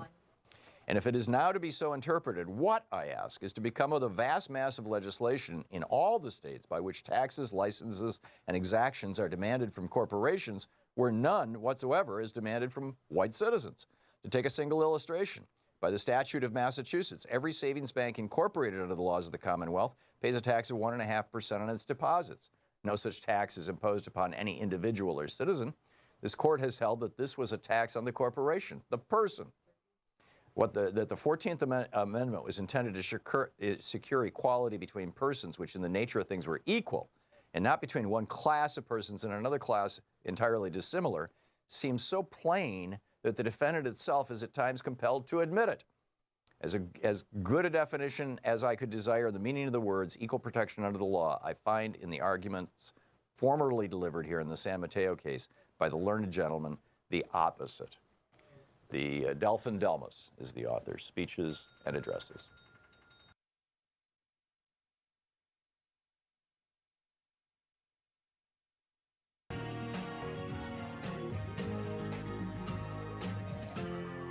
This is the Thom Hartmann Program. Welcome back to our third hour. On the line with us is Alexis Baden-Mayer, an attorney, political director of the Organic Consumers Association. OrganicConsumers.org is the website. You can tweet her at Alexis Baden, M-A-Y-E, or at Organic Consumer. Alexis, welcome to the program.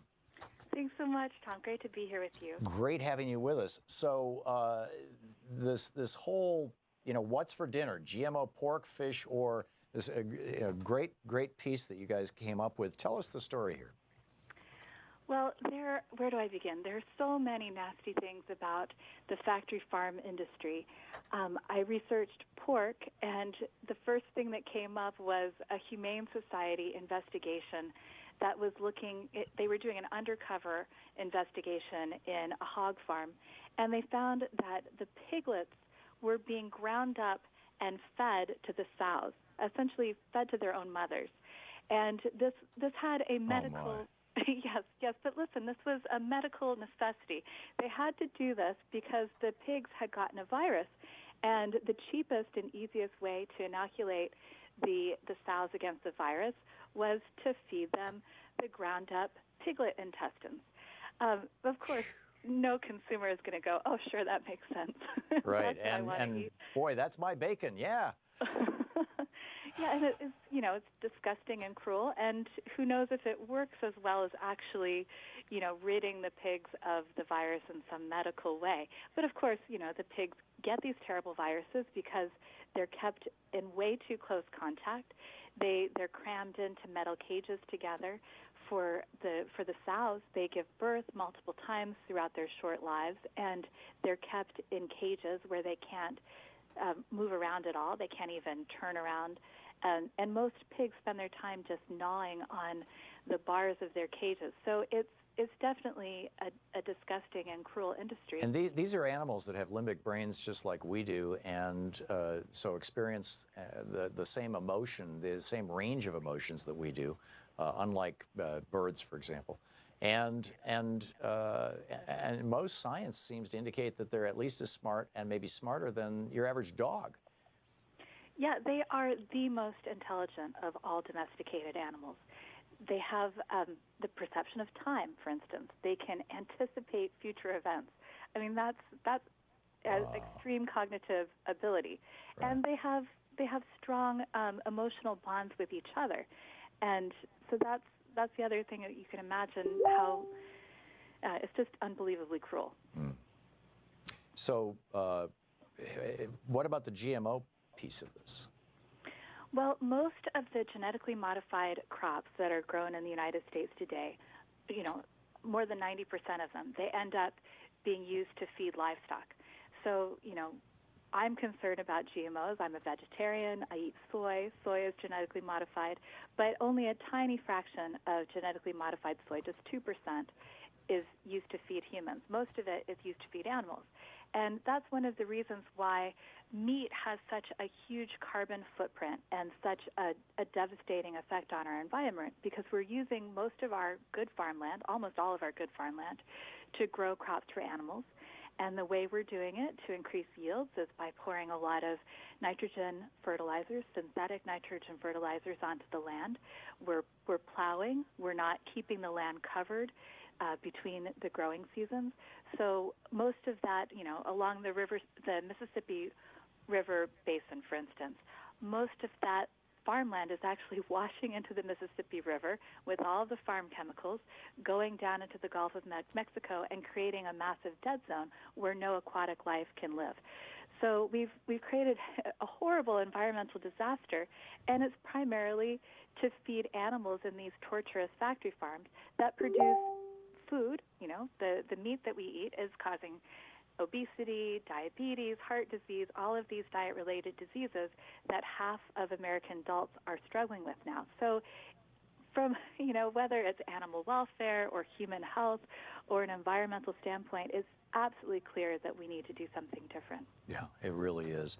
And vegetarianism and veganism in particular are great responses to this, not only, and also make you much healthier. Speaking of factory farms, I don't think most people realize that the salmon that they're getting on their plate, and a few other fish too, but I think salmon is the big one, might not only be factory farmed, but might even be genetically modified. Yes, that's a very recent development. And right now it's a tiny percentage of the market, but we hear that factory farmed and genetically modified salmon is currently being sold in Canada as a canned fish product. But the plan is to massively scale up this production. And there are fish farms going online in the United States right now to grow genetically modified salmon for the U.S. market. Now, heroically, the Alaskan congressional delegation, especially Lisa Murkowski, they have heroically stood against this because they are very worried about their natural salmon, and environmentally, salmon are really struggling already, but that's still a very healthy food source. So if you buy Alaskan salmon or Pacific salmon that is wild caught, that is extremely healthy and actually very good for the environment too, because it takes a lot of environmental protection to protect the salmon runs. So it's an environmental choice, it's a good health choice. But if you eat farm salmon, that salmon doesn't have the omega-3 content that is the good reason to eat salmon. Omega-3s are healthy fats that salmon have in high ratios, but farm salmon doesn't have that. And so essentially you're just getting, a form of meat that doesn't have any particular health benefit, and it's environmentally devastating, especially the fish farms that are in the ocean, because that can actually impact the wild salmon populations. Because just like we were talking about with pigs, they get these nasty viruses because they're kept in close quarters, shoved all together into factory farms. That's what they do in the ocean pens. So they cram a bunch of salmon in together. They feed them an unnatural diet. They're feeding them genetically modified grains, just like we feed other animals. And the animals get sick. The salmon get sick. They get viruses. And then when they're kept in the ocean, those viruses can transmit to wild salmon. So we could have a collapse of the wild salmon population because of fish farming in the ocean. So as much as I hate the idea of anybody eating genetically modified salmon, because we know it has doesn't have the nutrition. It doesn't have the omega-3s. The FDA also found that it has higher levels of IGF-1, which is a growth hormone that is correlated. Levels of IGF-1 in human beings is correlated with certain cancers.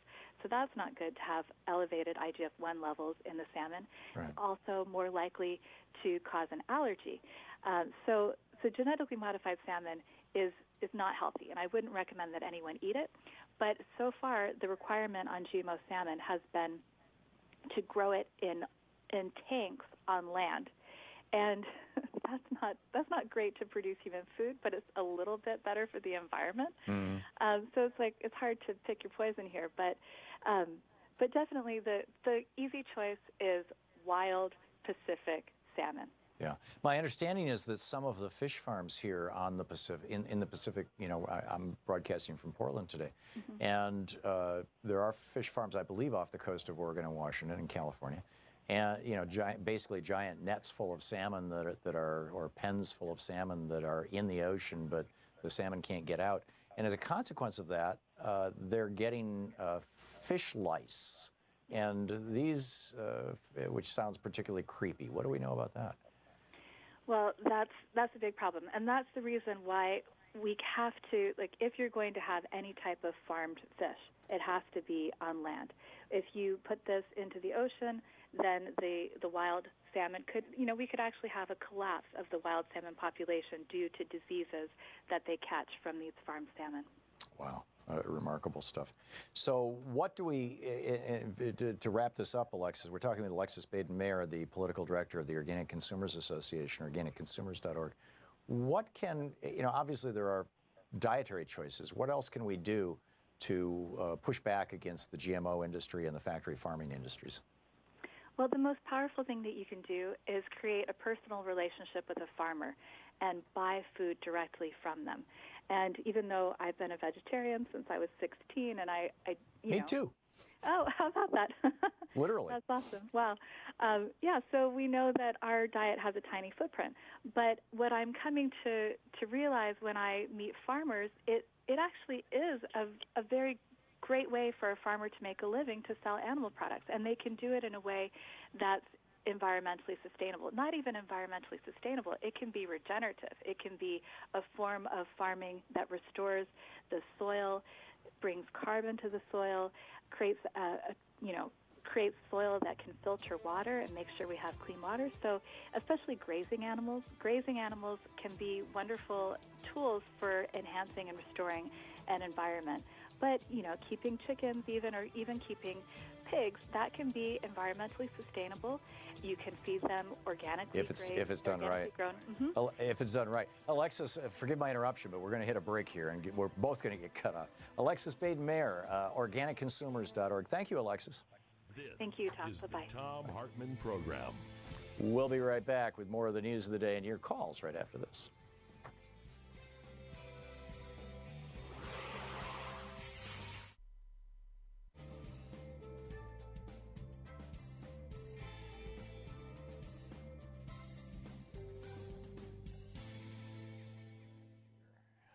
Welcome back. Let's see here. Is it Cha in Wailuku, Hawaii? That's right. How you doing, Tom? I'm fine. Thanks for watching us on Free Speech TV. What's on your mind? I was just listening to the convo, and I wondered if you knew about the rat park, about how they tested rats. I do. I used to remember the name of the doc who put the thing together, but it's not popping up in my mind right now. But right, where they took if you put heroin for rats, alone in a cage, they'll drink it till they die, and they go, aha, it's all horrible, and see, heroin's horrible. Right. And then they made Rat Park, where they had all the other rats, they had sex, they did whatever they wanted, they had water, and then they never touched it. Right, and they had room to hide and room to play and room to procreate, yeah. And to go further with this, there's a Dr. Hammer in Germany who actually proved with natural laws that animals do have souls, and that all illnesses are due to these practices of, giving a shock to an animal or a human. And, I was wondering if you'd heard about that. I had not, and I would hesitate to go that far, but you know, I get it that it's not good what we're doing. Right. He made them into natural laws. You can repeat it every time. It's not one of these theories or anything. It's very interesting. You should check it out. Okay, great. Okay, Shaw, thank you very much. It's nice to hear from you, and I appreciate the call. Dan in New Baltimore, Michigan. Hey, Dan, what's on your mind today? Oh, hi, Tom. You got a great show. Thank you. I'm a little nervous here, but I want to ask you a question about the refugees, and I'm not really wanting. It's not the Mexican border. It's where they're coming from. I'm trying to educate myself, and I read there a lot come from Honduras, and I'm also reading that we got numerous military bases in Honduras, and I was wondering if you could speak on that, because I'm wondering if that's kind of what's causing a lot of the problem. It is. And if you could recommend a good book.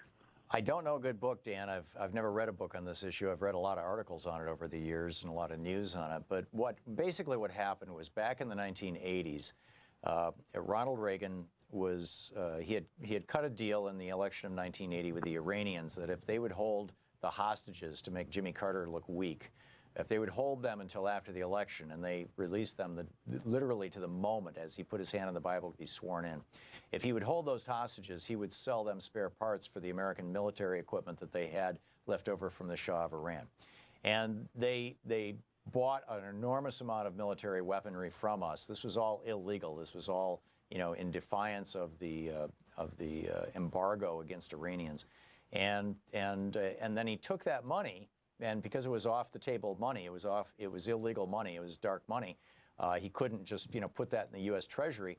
So he took that money and used it to buy weapons that were shipped down to Honduras, Nicaragua, and El Salvador, those three countries in Central America, to support hardcore right-wing governments and death squads.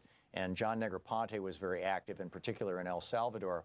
Once he went down there, suddenly you started seeing people showing up with bullets in the back of their heads and their hands tied together behind their backs, which, by the way, was the same thing that started happening in Iraq after Negroponte went to Iraq. So I hope I've given you a few little seeds for you know, work on the DuckDuckGo search engine, or Google for that matter, to find out what's going on. But that's where it started. It all started with Reagan, as my wife says, my tombstone will say. And, you know, it's just, we're still suffering from that damage that Ronald Reagan did to those countries. Dan, thanks a lot for the call, and thanks for watching us on Free Speech.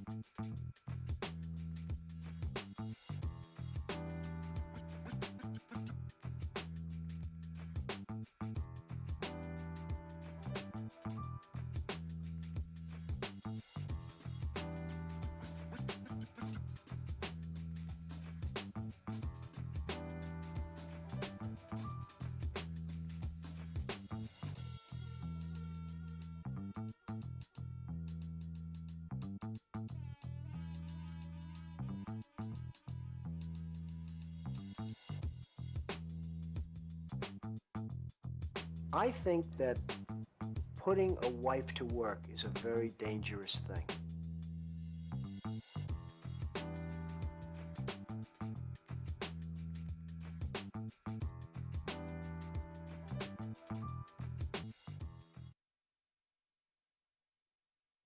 Poll on YouTube today. Well, actually, this is yesterday's poll, sharing it with you today. The question was, as tensions rise in the Middle East, Trump postpones an overseas visit to consider his response to the attacks in Syria. Is a war likely? 76% of you said yes, Trump wants a war. 15% said no, even Trump isn't that stupid. 6% said talk of war is fake news, and 3% said yes, directly against Russia. Yikes.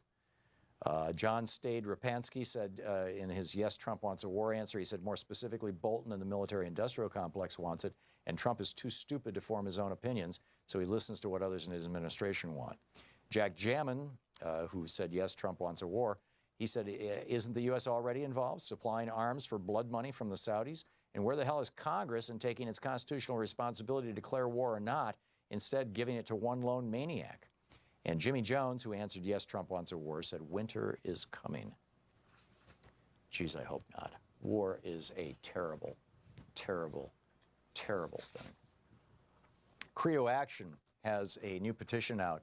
You can sign up for their petitions or get on their mailing list, which is a fascinating mailing list. It's one of the few that I maintain that I haven't thrown into spam or whatever. It's at credoaction.com. And today's alert, they're running a petition, is the headline is "No Dow Chemical Shills in the EPA." And the petition to the Senate reads, "Reject the nomination of Dow Chemical lawyer Peter Wright as the Assistant Administrator for the EPA's Office of Land and Emergency Management." And then the letter says, "Once again, Donald Trump's contempt for the environment is on full display with his recent nomination at the EPA of Peter Wright, a lawyer for Dow Chemical and a former Monsanto employee, to head the EPA's office that oversees chemical spills at Superfund sites." This nomination is another in a long line of attempts by Trump to put the fox in charge of the henhouse. Dow Chemical is linked to at least 100 of the more than 1,300 toxic Superfund spills across the country. It is beyond dangerous to put a Dow shill in charge of cleaning up his company's toxic spills. Bingo. And I get mail from Donald Trump. In fact, I got several from Donald Trump. I'll share them with you here. The first one. Dear Fred, let me be clear. Since day one, this witch hunt has never been about me. Their target is you. The swamp doesn't want you to take your country back, and they will fight to the bitter end to stop you. And that's why I need you now more than ever to sustain our movement. The only thing that keeps our movement alive is our members. We can't afford to lose a single one. So contribute $200 today, or $100, or $50, or $35. Please make a contribution to renew your 2018 sustaining membership before 11:59 p.m. tonight to get on my next updated list of members. And then I got this one. Dear Fred Flintstone, I want to make sure you saw this, and then it's a tweet from Donald. 39% of my nominations, including diplomats to foreign lands, have not been confirmed due to Democrat obstruction and delay. At this rate, it would take more than 7 years before I'm allowed to have these great people start working. Never happened before. Disgraceful. Wow, there's so many lies in that one tweet. It's breathtaking. Anyhow, back to Donald Trump's letter to me. He said, what the Democrats are doing right now is a travesty, in all caps. We won this election because you, in all caps, voted for the America First agenda. Now the Democrats are trying to prevent us from running the country by stalling, in all caps, my appointments. The Democrats can insult me all they want, but these obstructionist liberals must be held accountable to you, the core of our country. I need you to tell them to do their jobs. Democrats have nothing but contempt for me, our administration, and the incredibly patriotic, hardworking men and women who voted for our agenda. Once and for all, in all caps, the liberals need to quit whining and, in all caps, confirm appointees. Right. Like the Democrats are in charge of the Senate? When did this happen? Somebody tell me. I must have missed this.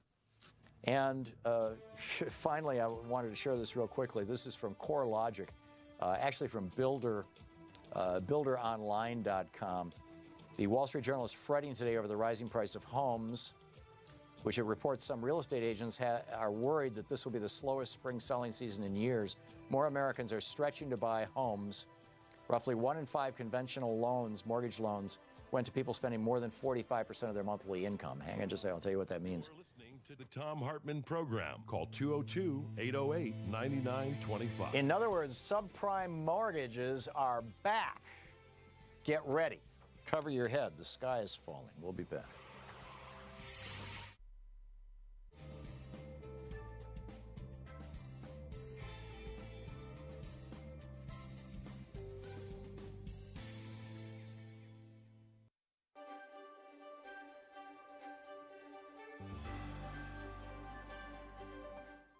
It's the Thom Hartmann University Book Club. Today we're reading from Carbon Shock, A Tale of Risk and Calculus on the Front Lines of a Disrupted Global Economy by Mark Shapiro. This is from the introduction. Chaos, uncertainty, unpredictability. Those are the characteristics of the natural world under the pressures being wrought by climate change. Normal patterns of rainfall, temperature, and extreme weather are changing so rapidly that past baselines for these primordial forces are less and less relevant. Scientists have a word for this state of flux. They call it, quote, the end of stationarity, end quote, a term with a powerful meaning. We can no longer rely on past events to predict future probabilities. The ground is shifting beneath our feet. Now it's becoming increasingly clear that the volatility we're seeing in our natural world is reshaping our financial world too. While we try to hold on to our bearings in the status quo and conduct business as usual, new risks are entering into the equation and new costs are creeping out of the balance sheets of corporations and nations. Just as chaotically as climate change is altering conditions here on Earth, it is changing our understanding of the actual costs of just about everything. In the financial realm, as in the natural realm, the past provides fewer and fewer clues to our future. Like the migration patterns of songbirds that no longer correlate to the hatching patterns of their insect prey, or the mountain snowpacks that no longer store water for the dry summer months. The economy is facing similar miscues born of the interactive loop between tumult in the atmosphere and tumult on the earth. Economic calculations are being upended in ways that are similar to how the digital revolution transformed financial decision-making, though on a far more monumental scale. In early 2014, a report by the IPCC, the Intergovernmental Panel on Climate Change, produced and reviewed by more than 1,000 scientists and approved by 194 governments, identified the economic impact of the enormous changes underway. Slowing the rate of greenhouse gases into the atmosphere would not have devastating impacts on the economy, as is often feared, but would require a fundamental rethinking of our priorities and of our existing business models. Unstated but clearly implied, new forces will rise and others will fall as the true costs of carbon become an increasingly potent economic factor that can no longer be ignored. In 2013, an insurance industry research association called for an entirely new paradigm for assessing risk because rapid-fire changes in weather and temperature are outpacing traditional actuarial calculations. In other words, we are on the threshold of carbon shock. There are 5 greenhouse gases. Together, these gases of related, though different provenance, are in a circuit of relationships that give them the same ultimate impact, trapping heat in the Earth's lower atmosphere, giving rise to the greenhouse effect.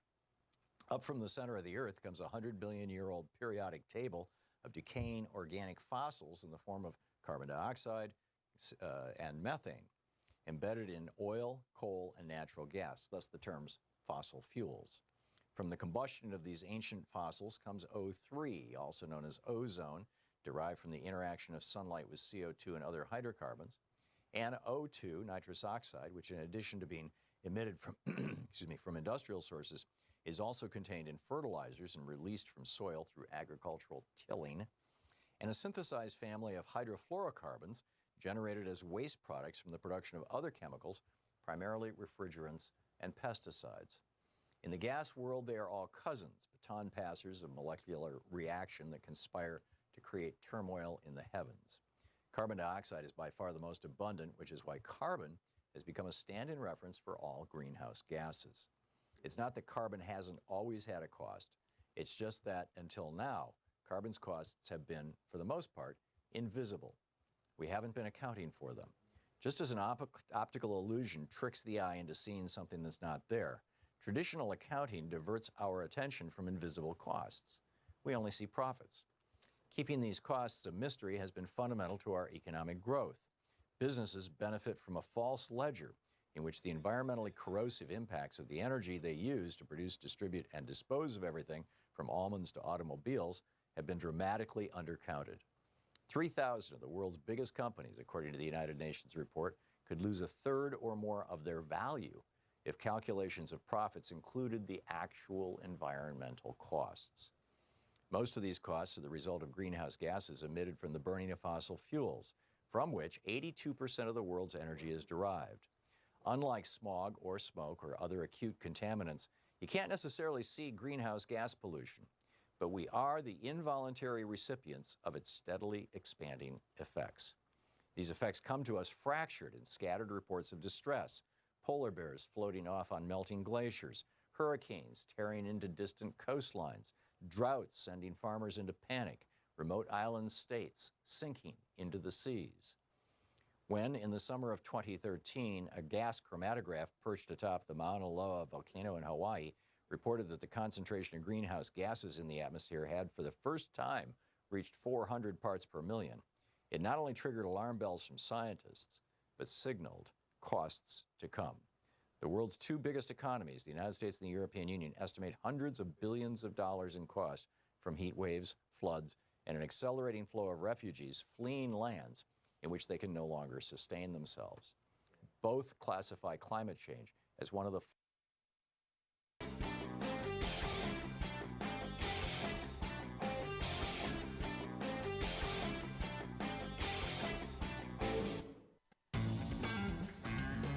It's 34 minutes past the hour on the Thom Hartmann Program, your media support group for We the People. Kyle in Clyde, North Carolina. Hey, Kyle, what's on your mind today?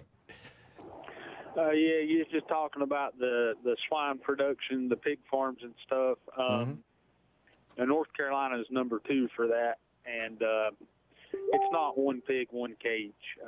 You need to get your facts straight there. And number 2, when it comes to eating vegetables and GMOs, majority of the vegetables that you buy or have GMOs in them and Roundup Ready crops, and they're being sprayed with all kinds of pesticides and stuff. So it's really no matter what you do, unless you grow it yourself, you're going to be eating and harvesting, food that's or by certified organic. In one way or another. Yeah, or by certified organic. And there's this explosion happening across the country right now of people who are unable to process or digest wheat. It causes everything from food allergies to diarrhea.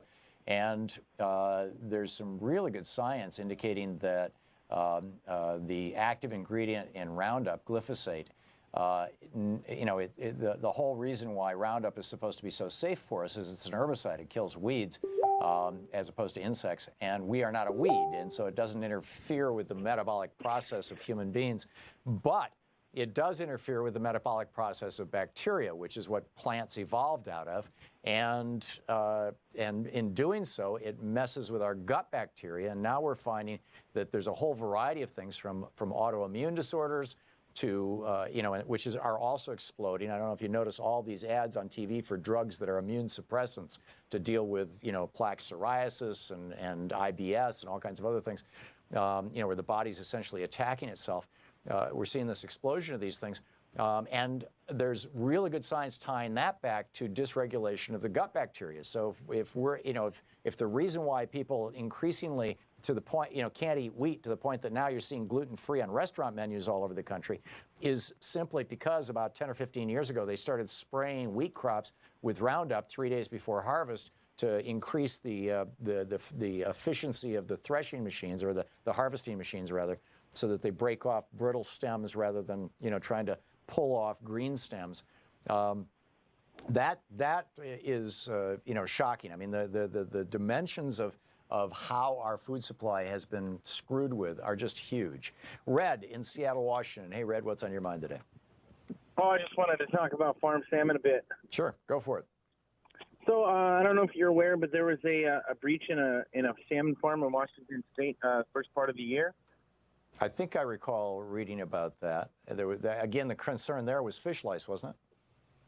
Well, or was it interbreeding? It's not only the sea lice would host onto the wild population, but they would also threaten some of the breeding grounds of the wild stock. But right. After that, Washington State Legislature had passed a ban on fish farms. So that's a bit of good news about that. Yeah. Yeah. So we'll see where this goes. But I think the first step in the whole thing, Red, is public education, which is what we're trying to do here right now. Red, thanks for the call. It's spot on. Fred in Portland, Oregon. Hey, Fred, what's on your mind today? Hey, Tom. Good afternoon. Good afternoon. Today, actually, just in the last 24 hours, Bayer was more or less given the green light to buy Monsanto. And we owe, right in the middle of our opioid crisis, we owe, the makers of the original heroin now is going to control the seeds of the world. Yeah, I don't think people realize that in the 1920s, Bayer rolled out a brand new drug as a cough syrup for children and it was called heroin. That was the brand name. Yeah. And that's where the word came from. The thing I was going to go to here is this, and you just spoke on that thing about the different money going from going down into South America during the Reagan, and this is a little thought I want to share with everybody, and that's this: during Korea, people were bringing back, and going into Vietnam era, we were bringing back things called Chiak reel-to-reels. The guys were bringing them back, buying them into PX. What is that, Fred? Then during the Vietnam War, everybody was getting high off things called Thai sticks and the Iron Triangle and all the different drugs that were coming back. Now we're involved in a opioid, just something that's happening to our nation.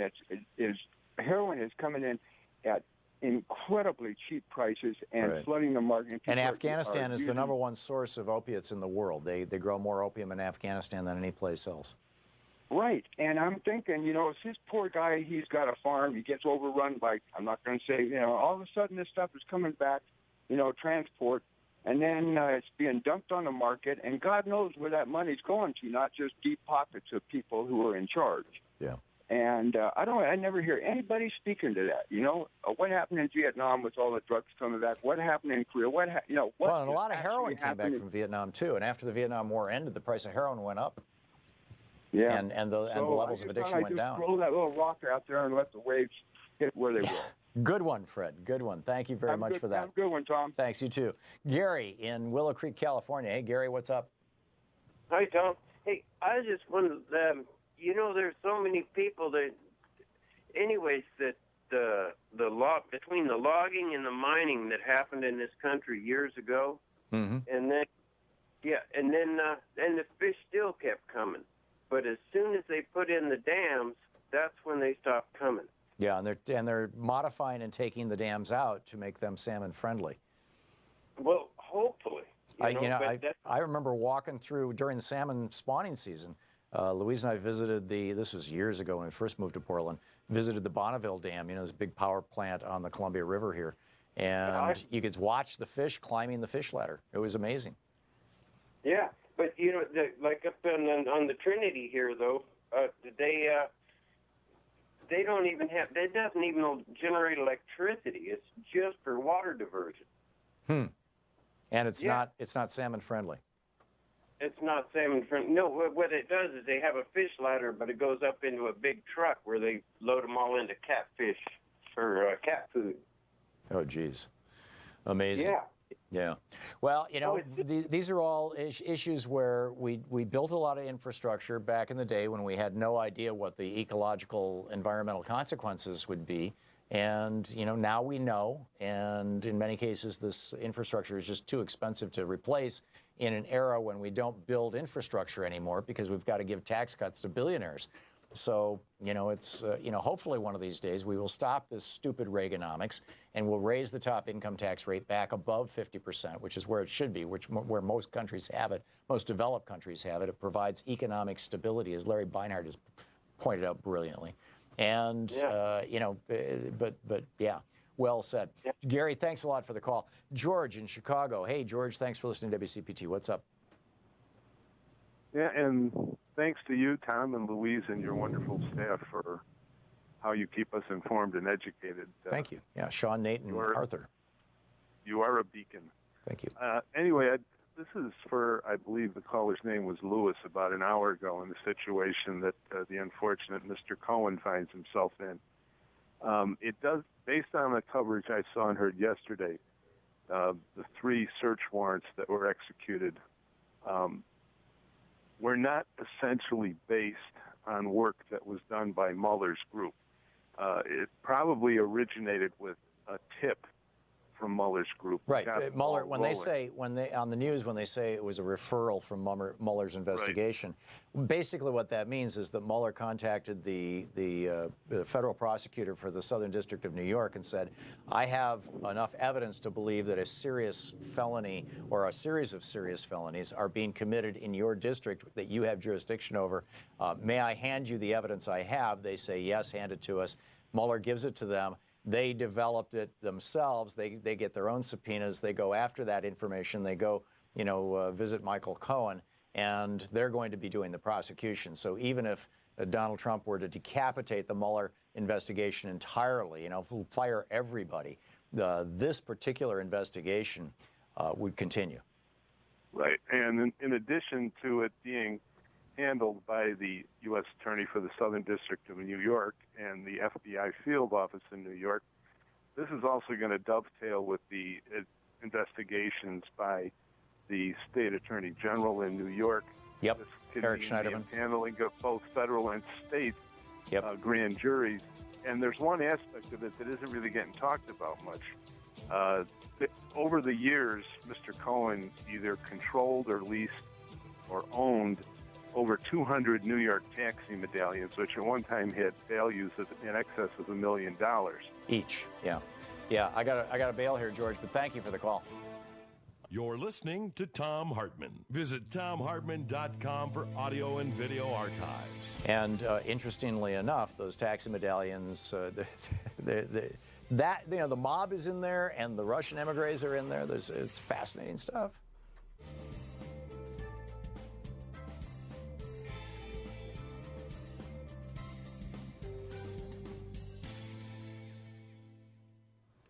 And welcome back, Fred in Bremerton, Washington. Hey, Fred, thanks for listening to KBCS. What's up?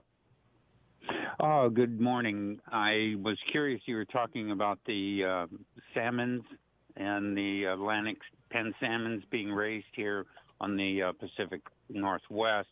I think there's one or two of those pens that are oversought by large corporations. Yep. They did pass legislation here in the state of Washington to ban those currently. And so they believe that it would increase natural salmon runs here in the Pacific Northwest. But the point that I have to make is that with that in mind, you can come up to any of the locks or any of the salmon ladders here in the Northwest and watch them go up the ladder. And right out there in the deep water, pooling up right with the salmon is going to be all the sea lions. And we've shipped them back down to California, and they're back up here within 2 days. Yeah. So I believe there's an endangered species law legislation against slaughtering the sea lions, and I agree to it. I think they should be protected, but it's becoming somewhat of a nuisance in a large regard up here in the Northwest now. Yeah, I don't know where the government's going to take it. Yeah, we saw this when we lived in a floating home in the Willamette River back when we lived in Portland 7 years ago. And there had never been, as far as I could tell, or maybe it was very, very rare, sea lions coming up into the Willamette, which is a smaller river that feeds into the Columbia, which is the giant river. And in fact, generally they weren't even getting up into the Columbia. Yeah, and it's fresh water. And it's still, we're 60 miles from the ocean or more. And, we could just watch them from our deck, looking out on the Willamette, looking out of the river, watch the sea lions come up and grab a salmon from time to time and flip it up into the air and chow it down. And there were a couple of small scandals where fishermen were out there with a rifle or a gun in their boats, and they were shooting the sea lions. And one guy got really seriously prosecuted for that some years back. So, yeah. I'd like to see the Indians take over. I would like to see them have the right to shoot and slaughter them as necessary. They didn't do too well when they were chasing that whale out there in the Puget Sound that time. Yeah, but I don't know. Are sea lions edible? You ought to do that. I mean, there's some sea lions are at the top of the food chain in the ocean. I mean, they're predators. Right. Whereas whales, largely eat krill, stuff from the bottom of the food chain. Sea lions are eating fish that themselves are predators, and like salmon. Right. So I would think that it's like a typically, garbage animal. Yeah, typically we don't eat predators. We don't eat lions and tigers and things like that. So would the sea lions? Trump Jr. does. Yeah, I don't think he eats them. I think he just kills them to take pictures with them. Uday and Kusei, I'm not going to get on that wagon. Yeah, Don anyway, Jr. and his I'd like brother. to see something happen with those laws. Yeah, I'm with you. Fred, thanks for the call. Danita, am I saying that right? Yes. In Bremerton, Washington? Danita. Danita. Yes, in Bremerton, Washington. Hi.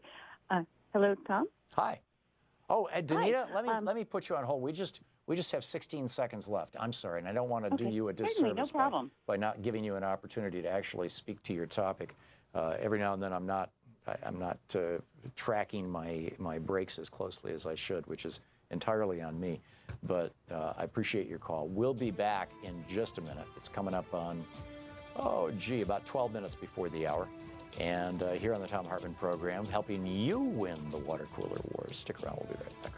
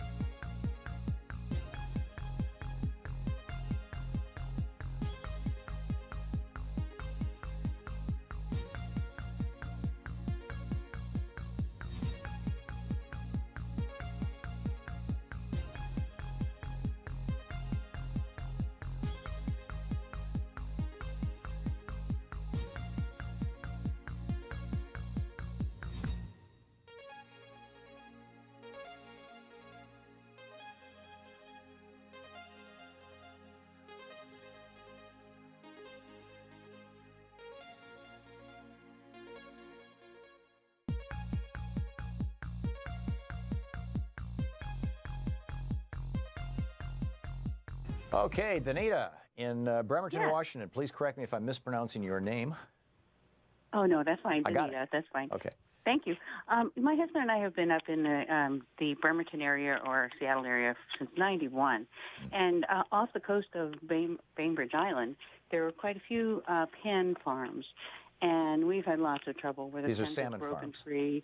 Salmon farms. And they've actually had to, because, like you said, the farmed ones do not have the omegas and things because they're not eating the shells, the crustaceans. And so they've actually had to dye the meats. And then the grocery stores actually had to put on the label, we forced them, that they were not natural salmon. Wow. And so now, so you let said we people forced know. them. Is that the state of Washington or is this the local communities? State of Washington, I do believe, in legislation. And so they couldn't fool people as much. And Right. so, but also now we have fought, especially with the Native Americans. We're going to be booting them out of Washington State, hopefully, and hopefully Oregon. But Wait a minute, booting whom out? times, oh, I'm sorry, the fish salmon farms. farming Oh, industry. okay. I see. Yes. And so, but just recently in the Seattle Times, which we love that paper, they were showing us this huge, massive complex of processing industry they're going to be doing off the coast of Florida, near where Homestead Air Force Base was after the hurricane had gone through. And it's phenomenal. It's like they've planned in advance, of course. It's like they knew they were going to be booted out of this area because of the problems. Right. But it was very fascinating. It's an elaborate plan. And so here go, Florida. Yeah. They have a lot of industry, a Well, lot of workers. as John But D. you're seeing McDonald they're used to document so brilliantly in his Travis McGee novels, and a number of other writers, particularly Carl Hiaasen, have continued that tradition over the years. Florida is one of the most corrupt states in the United States. It's just that all this developer money has been pouring into that state since the 60s, since really the mid-50s when air conditioning became cheap. And it's just been this boom going on, and that's why you get these insanely corrupt businessmen, like the guy whose company was convicted of the largest Medicare fraud in the history of the United States. That was Rick Scott. He's now the governor, and he's going to be running for the Senate. So, this is exactly what's going on. Danita, thanks for the call. Very well said. Gina in Portland. Hey, Gina, what's up? Oh, hi, Tom. I live in Portland, Oregon, and I just wanted to comment on sea lions and salmons. Mm-hmm. I'd like to say that, sea lions, they're not, I don't really think they're causing any harm. If anybody's been to the dam, they can see it's this huge, it's a monster. Yeah, they can't climb the dam. They cannot climb it, and there's usually just a few sea lions. Yep. And the reality is that people who who are building these huge farms and building these dams, they're really the people we are the ones who are responsible for the decline in salmon. It's not the sea lions. Yeah, I'm with you. And also what other people don't realize is that salmon naturally, when they hatch in nature, they have a certain amount of time for their system to adapt from freshwater to saltwater, and that dam and the slowing of the river, they actually, a lot of times they don't have enough time to basically to kind of transform their system into living healthy in that seawater. Oh, that's interesting. So that's another problem with building the dams. So. Huh. I didn't know that, Gina. But add my 2 cents in there. Sure, that makes perfect sense. Gina, thanks for the call and thanks for sharing your insights with us. Wayne in Chicago. Hey, Wayne, you wanted to get back to Syria, or back to the topic of Syria? Excuse me. Yes, Tom. I need you to put on your listening cap real careful. You already have your thinking cap on, your listening cap this time. You got it. Okay. Douma is a suburb of Syria. Okay, that's where the last attack took place. Okay, the Russians have already got the evidence of the chlorine gas. The Russians have been saying for weeks now, Tom, that the jihadists were going to do this attack. Here's an article from Barbara Starr. You know her from CNN, right? Sure. Okay. The article is titled, Pentagon Proposes Training Moderate Syrian Rebels. Okay, here's what she says in the article.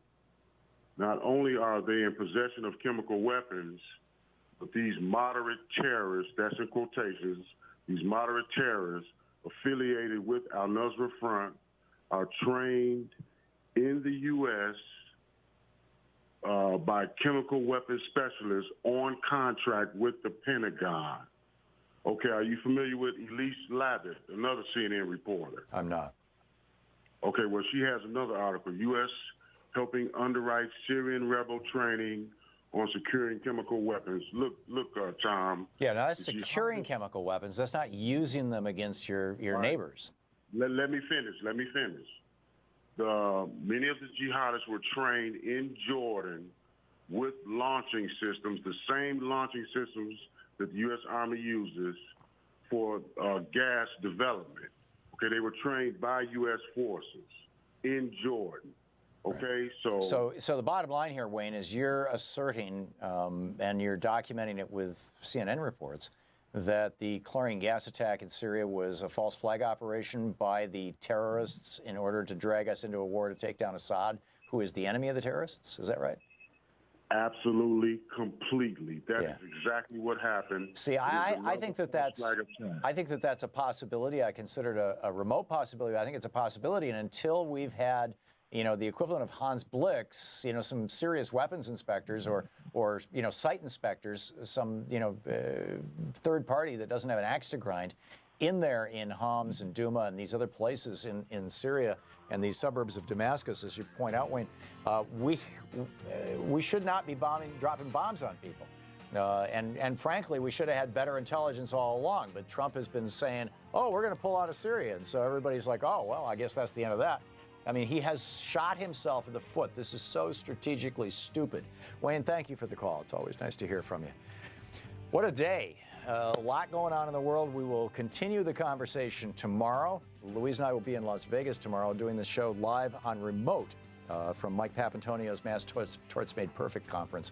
So we'll see you then. And in the meantime, don't forget democracy is not a spectator sport. It requires you. Get out there, get active, make sure you're registered to vote, tag You're It. See you tomorrow. You've been listening to Thom Hartmann. For audio and video archives, visit thomhartmann.com.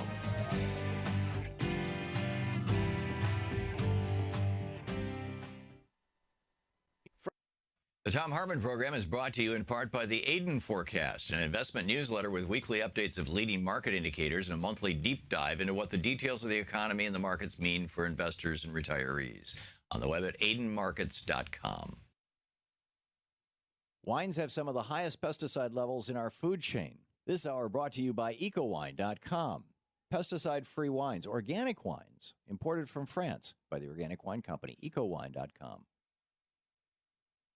The Thom Hartmann Program is brought to you in part by Super Beets. Super Beets are sourced from non-GMO beets, and they're packed with dietary nitrates, helping to produce nitric oxide for more energy, stamina, and support for healthy blood pressure levels naturally. Call 800-568-9889 or go to tomsbeats.com. That's 800-568-9889, Tom's Beets, THOMSBEETS.com.